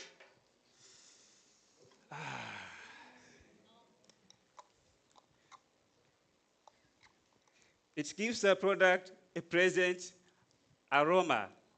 And just like that, our product is ready for the usage. Just like that, our product is ready for the usage.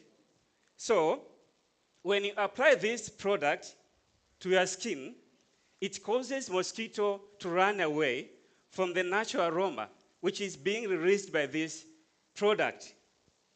So, for every mosquito bites avoided is a life protected. And for every woman empowered is a community transformed.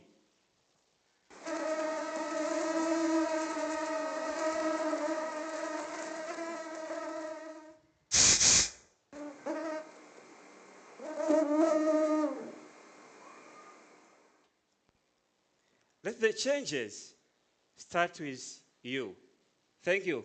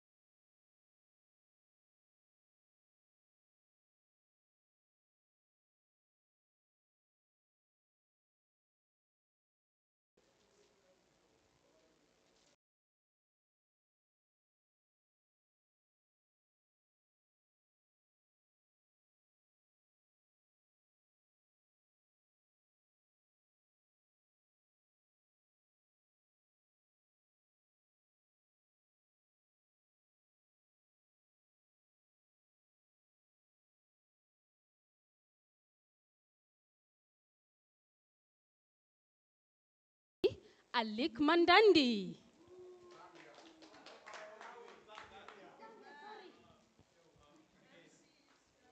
Sorry, Zambia.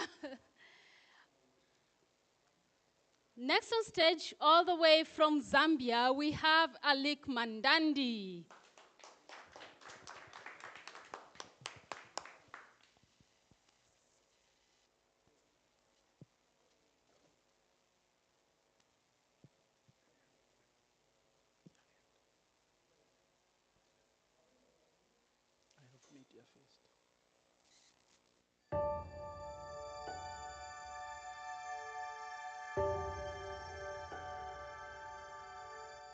Hello.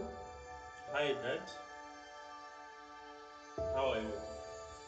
I'm fine, Sunny. I'm very well, thank you. And how are you? I'm okay. How is everyone home? Everyone at home is doing very fine. We're all right. That's good. How's work? Work is fine as well. Oh, that's nice. Sure. I just called to check up on you. Okay. That's very fine of you. Thank you. All right, Dad. Thank you very much. Have a good day. Have a good day too. Bye. Bye. What if the strongest person you know is silently suffering? And you only came to know about it when it's almost too late. For me, this person is my father. Growing up in Zambia, my father took great care of us. He made sure that we never lacked anything that we ever needed. He did this with the love that he has for his family. At no point did I ever hear him complain, nor did he share his struggles with us. It was only in 2022 when I received a call from my mother, and she said, "Alik, my son, your father is unwell." From the tone of my mother's voice, I knew something was very wrong. The following day, I jumped on the first bus and I went to visit my father.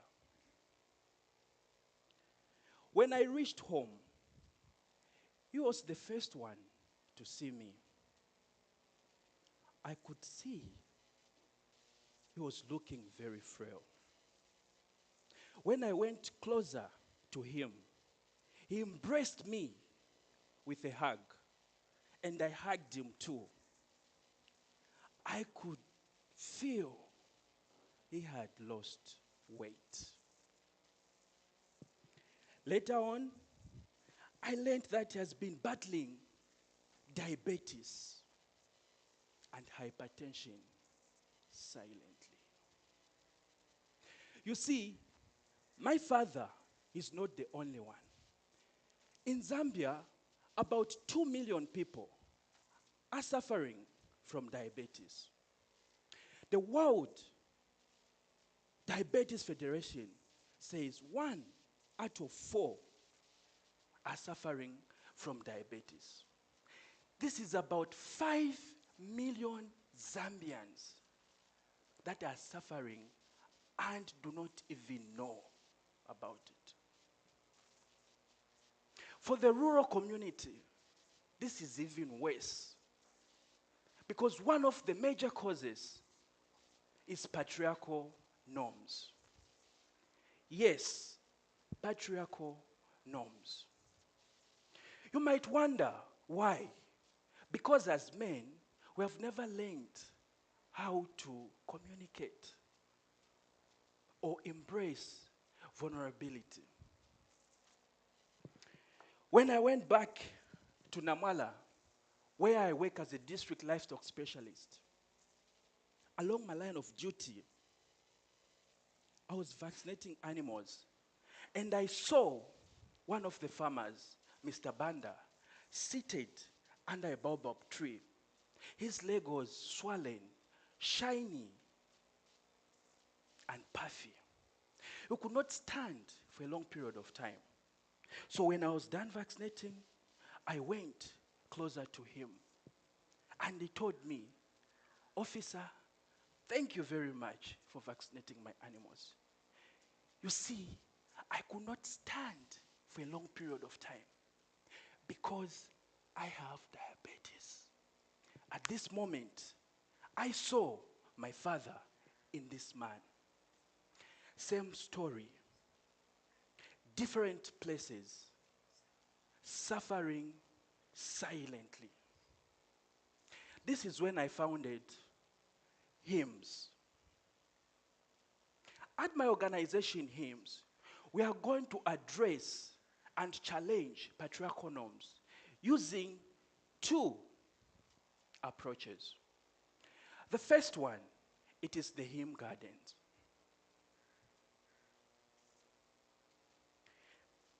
And the second one, it is the health mobile van. The health mobile van, this is where we are going to go deep down into the remotest villages and treat men right at their doorstep. The hymn gardens, this is a garden where men are going to come and work side by side. They are going to go through our seed curriculum. S is for standing tall. Here, the men are going to be welcomed as bold as they are, as strong as they are, believing in patriarchal norms. E is for embrace. Here, the men are going to go through grounding, through sharing of stories on how patriarchal norms has affected their health-seeking behavior and the community at large. Another E for elevate. Here the men are going to be born again, learning how to speak and communicate, knowing the detrimental effect of patriarchal norms. D. Here now our men are going to demonstrate through gardening of vegetables such as spinach, carrots, and even keeping of livestock. Oh, sorry, my phone. Hi, Sonny. Hi, Dad. I'm watching you. And I'm very much interested in joining your seed curriculum. Thank you. But When are you let coming me back call you back. home I'm still in again? the middle of my speech. Oh my. Where was I again? Yes. My dream is simple, yet powerful. A Zambia where men are free to express how they feel. Silence can kill a person. Silence can kill a man. That's why I chose to speak. Thank you.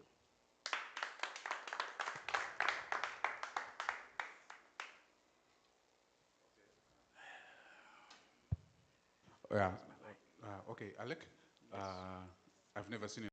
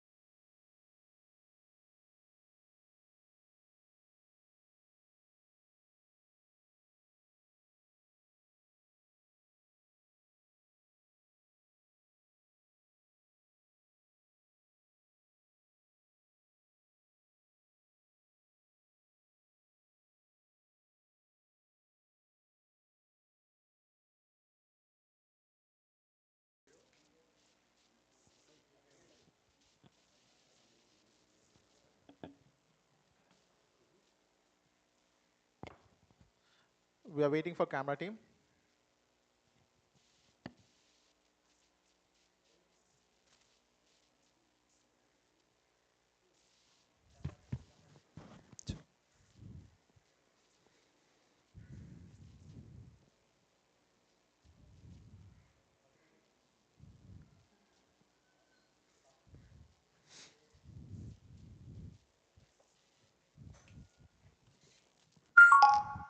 WhatsApp message. Friends, did you guys know what is happening around us? Yes, I know. Bollywood celebrity got married to Hollywood celebrity. Wow! Guys, it's not about this. Thousands of trees are being cut off and our rivers are getting vanished. We need to do something for it. Hey T2, what are you saying? We cannot do anything about it. Don't joke. Hey T2, all these things are because of previous generations. We can't do anything about it. Hey, be happy that you're having food and water in your plate today. Why are you guys saying like this? Let us do some camping. Guys, if we are being with him, we'll be in trouble. Sorry T2, you are alone in this.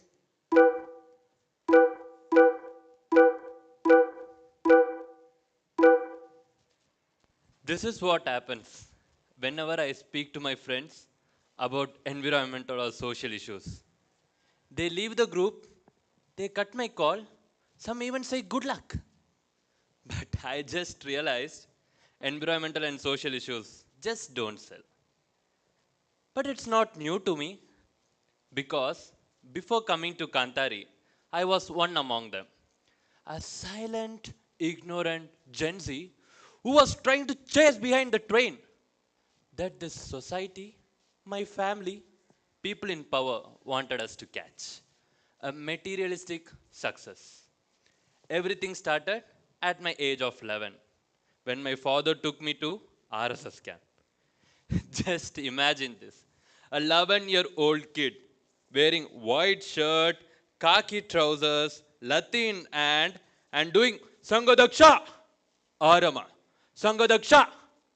And hearing to people saying, you are the protector of your religion. You are the protector of your culture. You need to protect women. So keep them behind the doors. And lot more stereotypical thoughts. Later, I entered into social work education, where I got exposed to the field reality. Books, movies, and theater shape my mind. But it's not easy. Because back there, they told me what is right and what is wrong. But here everything is upside down. Then I decided I need to strip off all my privileges. I need to work for the people. I need to be working for the marginalized. And I need to be the voice of the voiceless. With this dream, I entered into Kanthari. Kanthari is an impact leadership training program where they invite people from across the globe who has social vision. And most of them are from marginalized communities. Now here, I entered into the stage and I was saying about my big ideas and big dreams. Now, the participants asked me, who are you to be our voice? Are you also oppressing us by saying that we don't have a voice? Oh my God. This gave me sleepless nights. Then I was searching. What is the issue of our generation? What is the meaning of my life? What we need to fight for? Yes, I found out. Unemployment and education. Yes. Now, a person from an older generation, Gen X, told me, you know what? You might be the last generation to enjoy and experience the beauty of the nature as it is now. You might be the first generation who should face a critical water shortage, who breathes toxicated air and lack natural resources. You might be the last generation to do something for it, to stop it. Yes, that's true. But why we are not taking any action? It's not our issue. It's the previous generation who did this all. This society is pushing us to run behind the train like everyone. When we start asking questions, they silence us. And in this rapid globalization, we face identity crisis. Now, Sabria, the co-founder of Kanthari, asked me, why are you Gen Z so whiny? Oops. Wait a minute. Are we Gen Zs really whiny? Maybe a little bit. Yes, we are whiny. Let me show what this whiningness and ignorance cost. அந்த காத்து சுவாசிச்சே கிட்டத்தட்ட 200 பேருமே அதே இடத்துல மயங்கி விழுறாங்க. இங்க இன்னைக்கு பிறக்கக்கூடிய குழந்தை கூட ஆஸ்மா, வீசிங், இந்த நுரையீரல் பாதிப்புல இந்த குழந்தைங்க இங்க பிறந்துட்டு இருக்கு. தண்ணி சரி கிடையாது. இந்த தண்ணியால என் புள்ள ஒண்ணுக்கு மேல ஊன விட்டுறலாம், ஒன்னு பெத்து வச்சுக்கிறோம், பல்லுக்கார குழந்தைக்கு பாதிப்பு. இப்போ 3 விதமா இந்த மாசத்துல டிசம்பர் மாசத்துல 3 விதமான டிசாஸ்டர் நாங்க ஃபேஸ் பண்ணிட்டு இருக்கோம். ஃபர்ஸ்ட் டைம் பாத்தீங்கன்னா ஆயில் ஸ்பில் எண்ணூர்ல இருந்து விட்டுருந்தாங்க. அதனால நாங்கள் ஏகப்பட்ட பேரிடரில் இருந்தோம். அதுலேருந்து மீள்றதுக்குள்ளே சிபிசிஎல் வெடி விபத்து, மூணாவது பார்க்கும்போது இந்த அம்மோனியா கேஸ் சரி. This is the place where I come from. This video was shot on December 2024, but the situation is still the same. This generation's silence gave rise to AGAI, which means to rise. AGAI is an organization which is working together with Gen Zs with the vision of nurturing a fearless mindset and moving towards courageous, conscious and collective action through a project, Odyssey of Change. It's a long and transformative journey wherein each cohort, 15 participants, come and undergo 3 phases, which resembles the layers of the earth. Phase 1, the core. Here, the participants understand the core of the issue. What do you think the issue is in my area? It's not the melting ice in Arctic and Antarctic. It's not the sea level rise.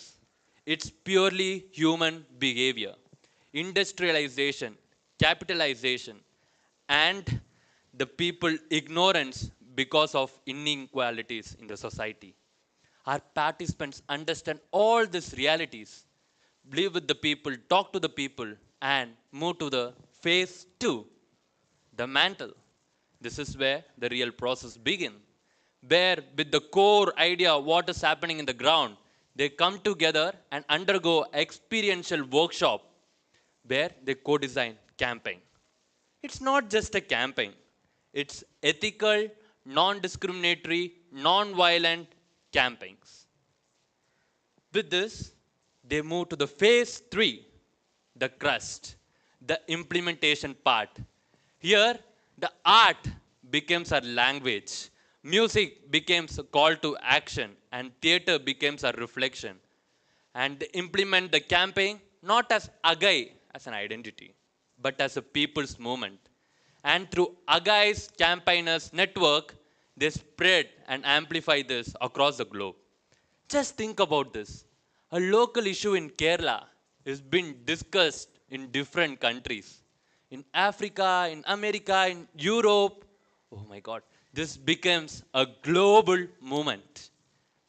Through this, we are not only moving forward to take climate action, we are breaking the barriers of caste, religion, race, gender, ethnicity, and disability. Oh, while I'm saying this, let me introduce you to a music instrument. Parai. Parai is an instrument which is said by the people it should be used by certain people. And it should be used only for grieving.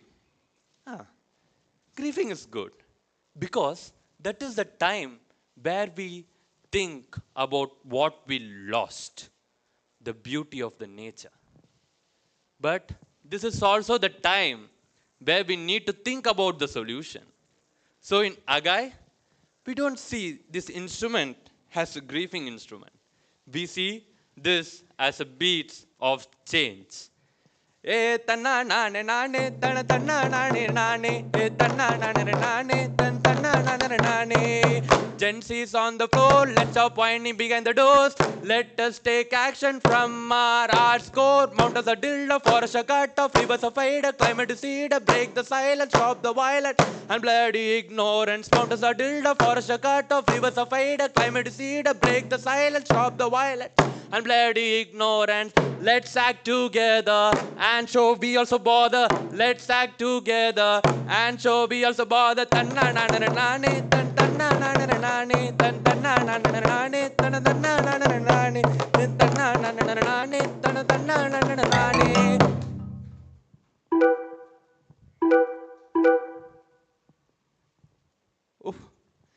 People started joining us. Thank you.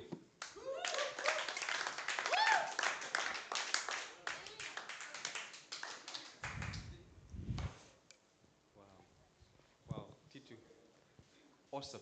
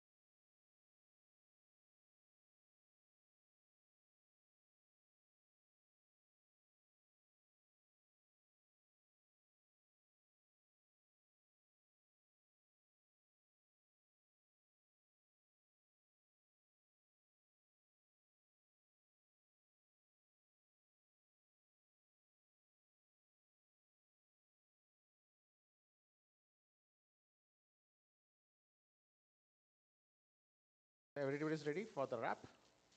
Yeah. Yo, listen up, it's not your average tale. This ain't no spot, trip, or retreat for the frail. We talking fire, scars, survival, and grit. Kanthari's the name where the misfits fit. Not for the posh or the pampered elite.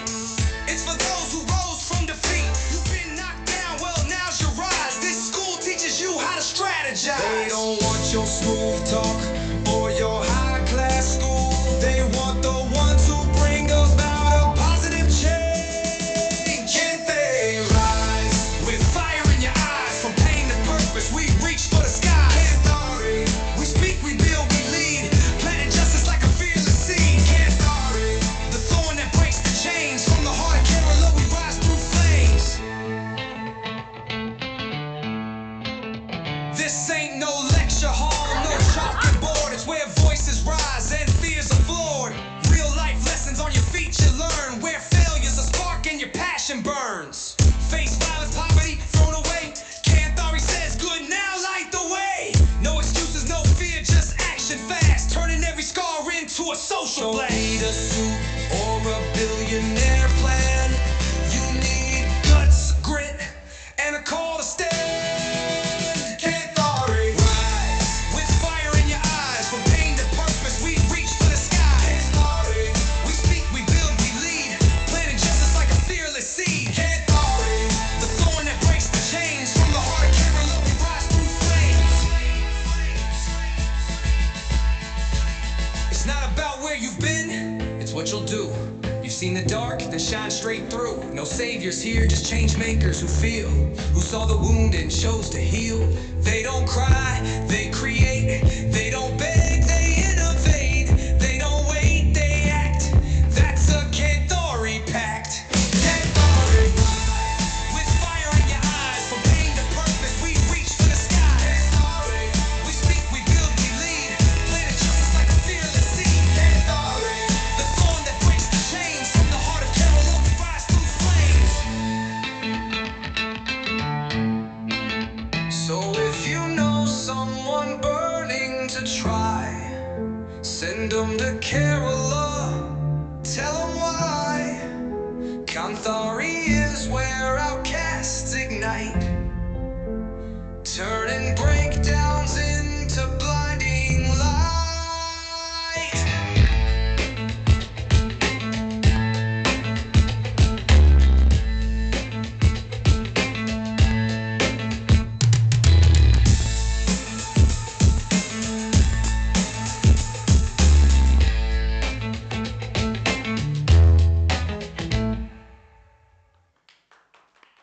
Nice. This ain't no lecture hall, no chocoboard. It's where voices rise, no fear on the stage. And with that energy, we welcome Nyasha Munetsi from Zimbabwe.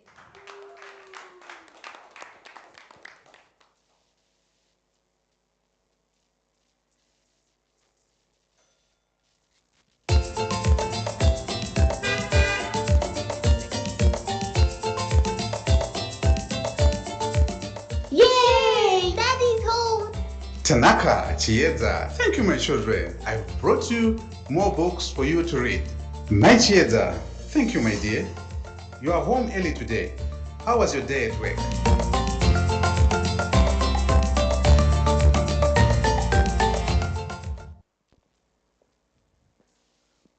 This is a fundamental right for every child as they are growing up. A place called home, where it is safe, peaceful, free from violence. A place where dreams and life aspirations are nurtured in love and positive role modeling. Hey, Nyasha, that's not the reality. Please show the truth. You know what? She's right. That is not reality. Due to domestic violence, millions of children are being robbed of this right. Statistics show that 45% of marriages and live-in relationships are affected by domestic violence. These may be just statistics for some of you, but for me, it is a reflection of my childhood. I grew up witnessing a lot of violence around me.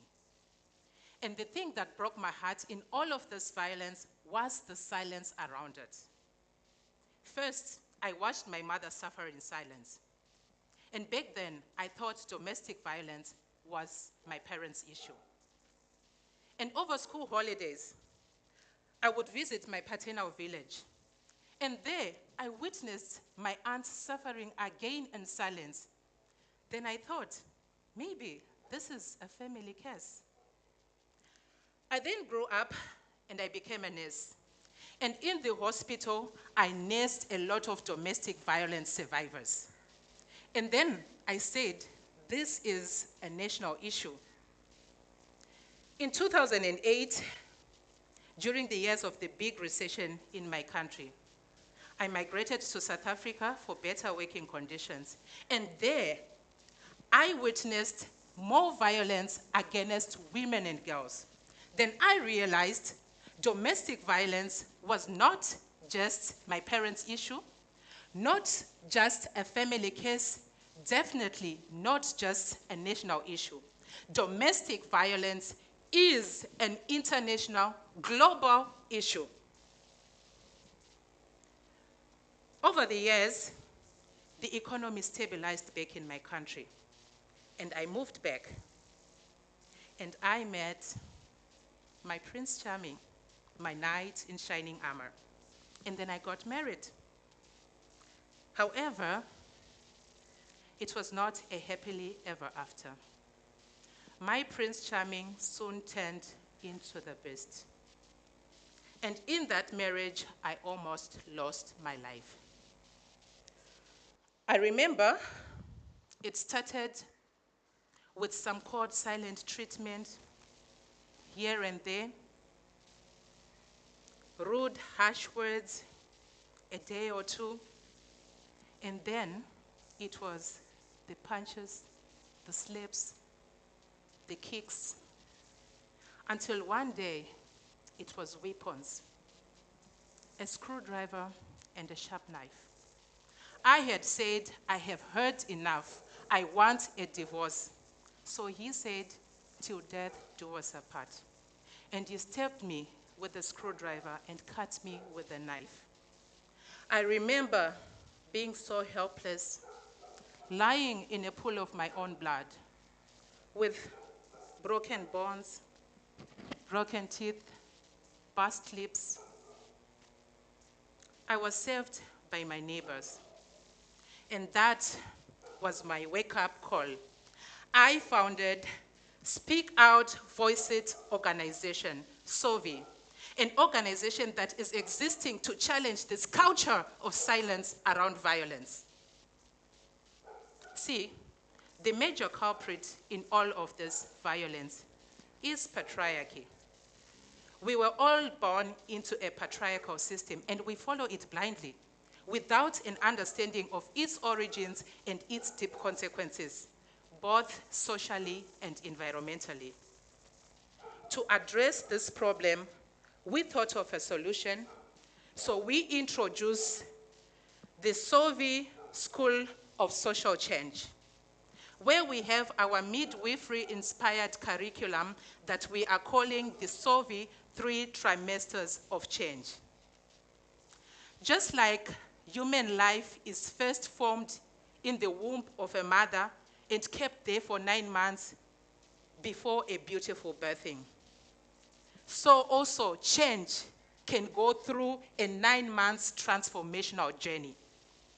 The first trimester, 3 months, the social womb. Participants will be led to the beginning of humanity, where they will start societies, how they were formed, how they evolved through power dynamics that brought about patriarchy and all its deep consequences: wars, conflicts, discriminations, inequalities, and all other social ills.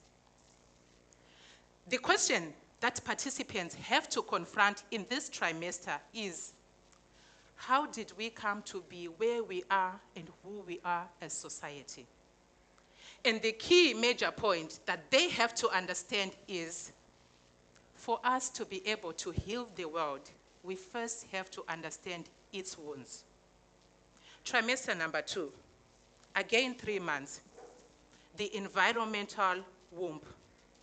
Participants will be led into the study of the earth before human interference, and how human greed and unchecked consumption brought about all this degradation that we are seeing today. Climate change, food insecurities, water scarcities, carbon emissions, deforestation, pollutions. And the major question that participants have to confront in this trimester is, what have we done to our home? And the major key point that they should take away is that the environment, the violence that we inflict on the environment mirrors the violence that we inflict on each other as human beings. The third trimester, the last 3 months, it is an off-campus trimester. And participants will be divided into 2. The social innovation group and the environmental innovation group. And they will be sent back to their communities, no longer as students, but as solution designers. They will study the challenges that their communities are going through, and they do a tracing of the root causes of those challenges. They do a mapping of the groups that are most affected, gender-wise, age-wise, religion-wise, demographically, geographically, and if it is environment, species. And in the last month, they would design creative, unique solutions to those problems, and they will carry out a pilot project. And then they come back to the campus to graduate. It is our hope as an organization that at the end of the enrollment in this transformative 9-month journey, each participant will buy into our Solvi vision, which is evergreen communities, where rivers flow with crystal clear water, forests filled with diverse kinds of animals, homes with women and girls flourishing in dignity and strength, men and boys standing in as allies, so that together humanity and nature Nyasha, you are dreaming again. No, this is not just a dream. This is a possibility, and it can become reality, one mindset shift at a time. Thank you.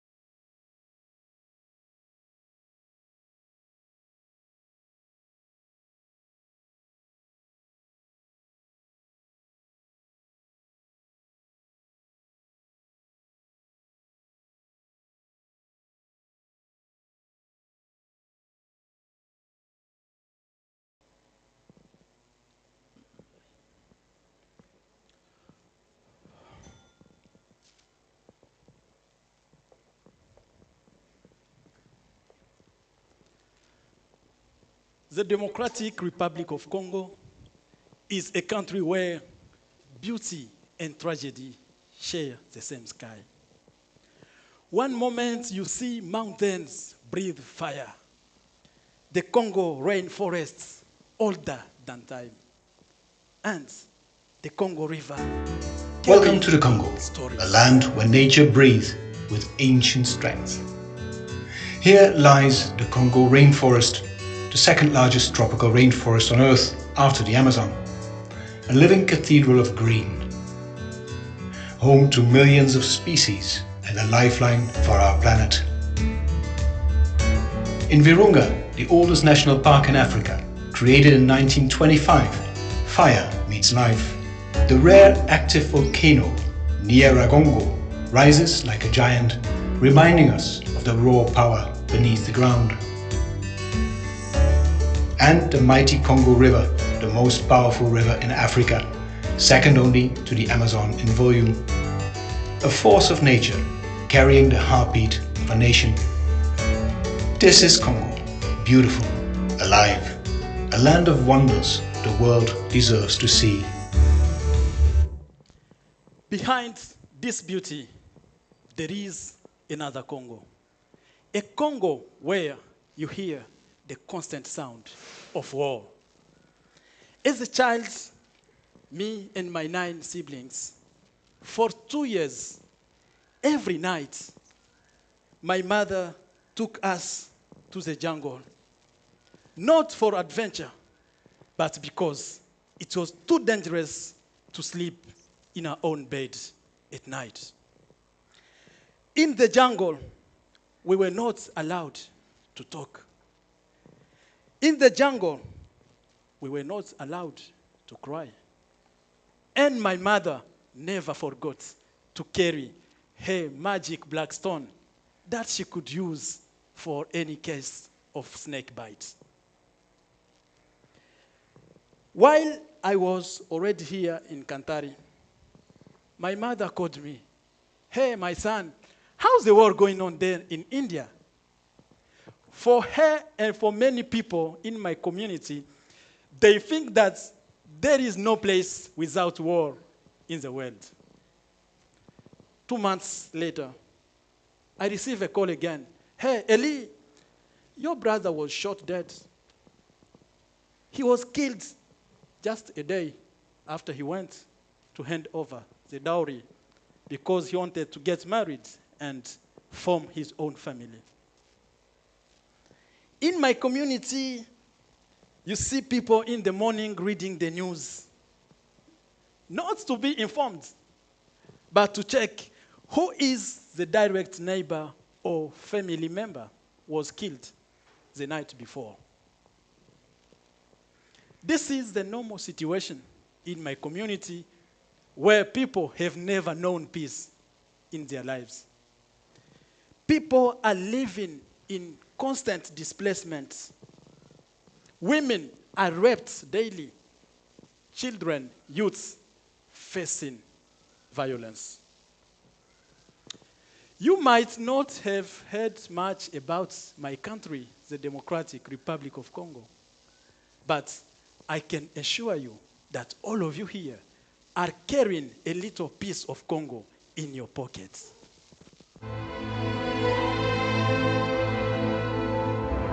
Beyond Congo's beauty lies a painful truth. In the cobalt fields of North Kivu, women and children risk their lives every day.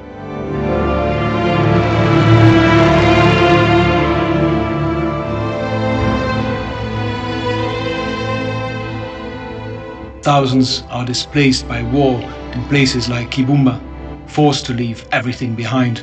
This is the hidden cost of the world's technology and the reality Congolese communities live with.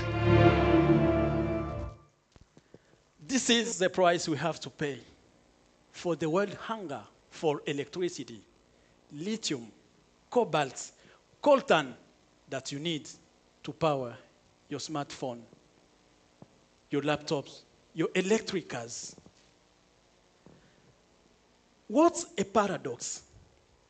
How is it possible that the same country which is providing the resources for building the world technology is not able to build its own peace. Looking at some root causes on this complex problem: weak leadership, poor governance, and above all, the pressure, the greed of the global superpowers that treat and consider Congo without dignity. We youths of Congo, we have had enough with decades of violence. It is high time to take action. It is high time to build peace. This brought me to Kanthari, where I started Elikia Africa. Elikia, which means hope. With Elikia Africa, we are going to empower the entire community, especially the children, the youths, and the women to become ethical leaders. With the first project, the important with our participants, they are going to learn communication. With communication, participants should be able to talk. They should be able to discuss and solve the internal issues without external intervention. Secondly, the participants will learn fact-checking. With the fact-checking, they should be able to track misinformation, malinformation, fake news, which are mostly used to manipulate the community and call people for violence. So they are going to learn as well public speaking. With the public speaking, participants should be able to tell our own stories. And lastly, the participants will learn investigative journalism. With these skills, participants should be able to develop critical thinking, understand the context, understand the geostrategy and the external influence on the conflict happening in the East of Democratic of Congo. We are here with our participants, and after we'll see them as peace reporters. We see our participants as peace ambassadors, and we see them as public figures using their voices for peace. We are talking about peace, but what is actually peace? Is it just the absence of war? At Elikia Africa, we believe that peace is a culture. It can be nurtured. It can be taught. Right now, I'm here in Kerala, south of India. And I heard that for more than 200 years, you never had a war. Ladies and gentlemen, for all those living in peaceful countries, don't take peace for granted. Thank you very much.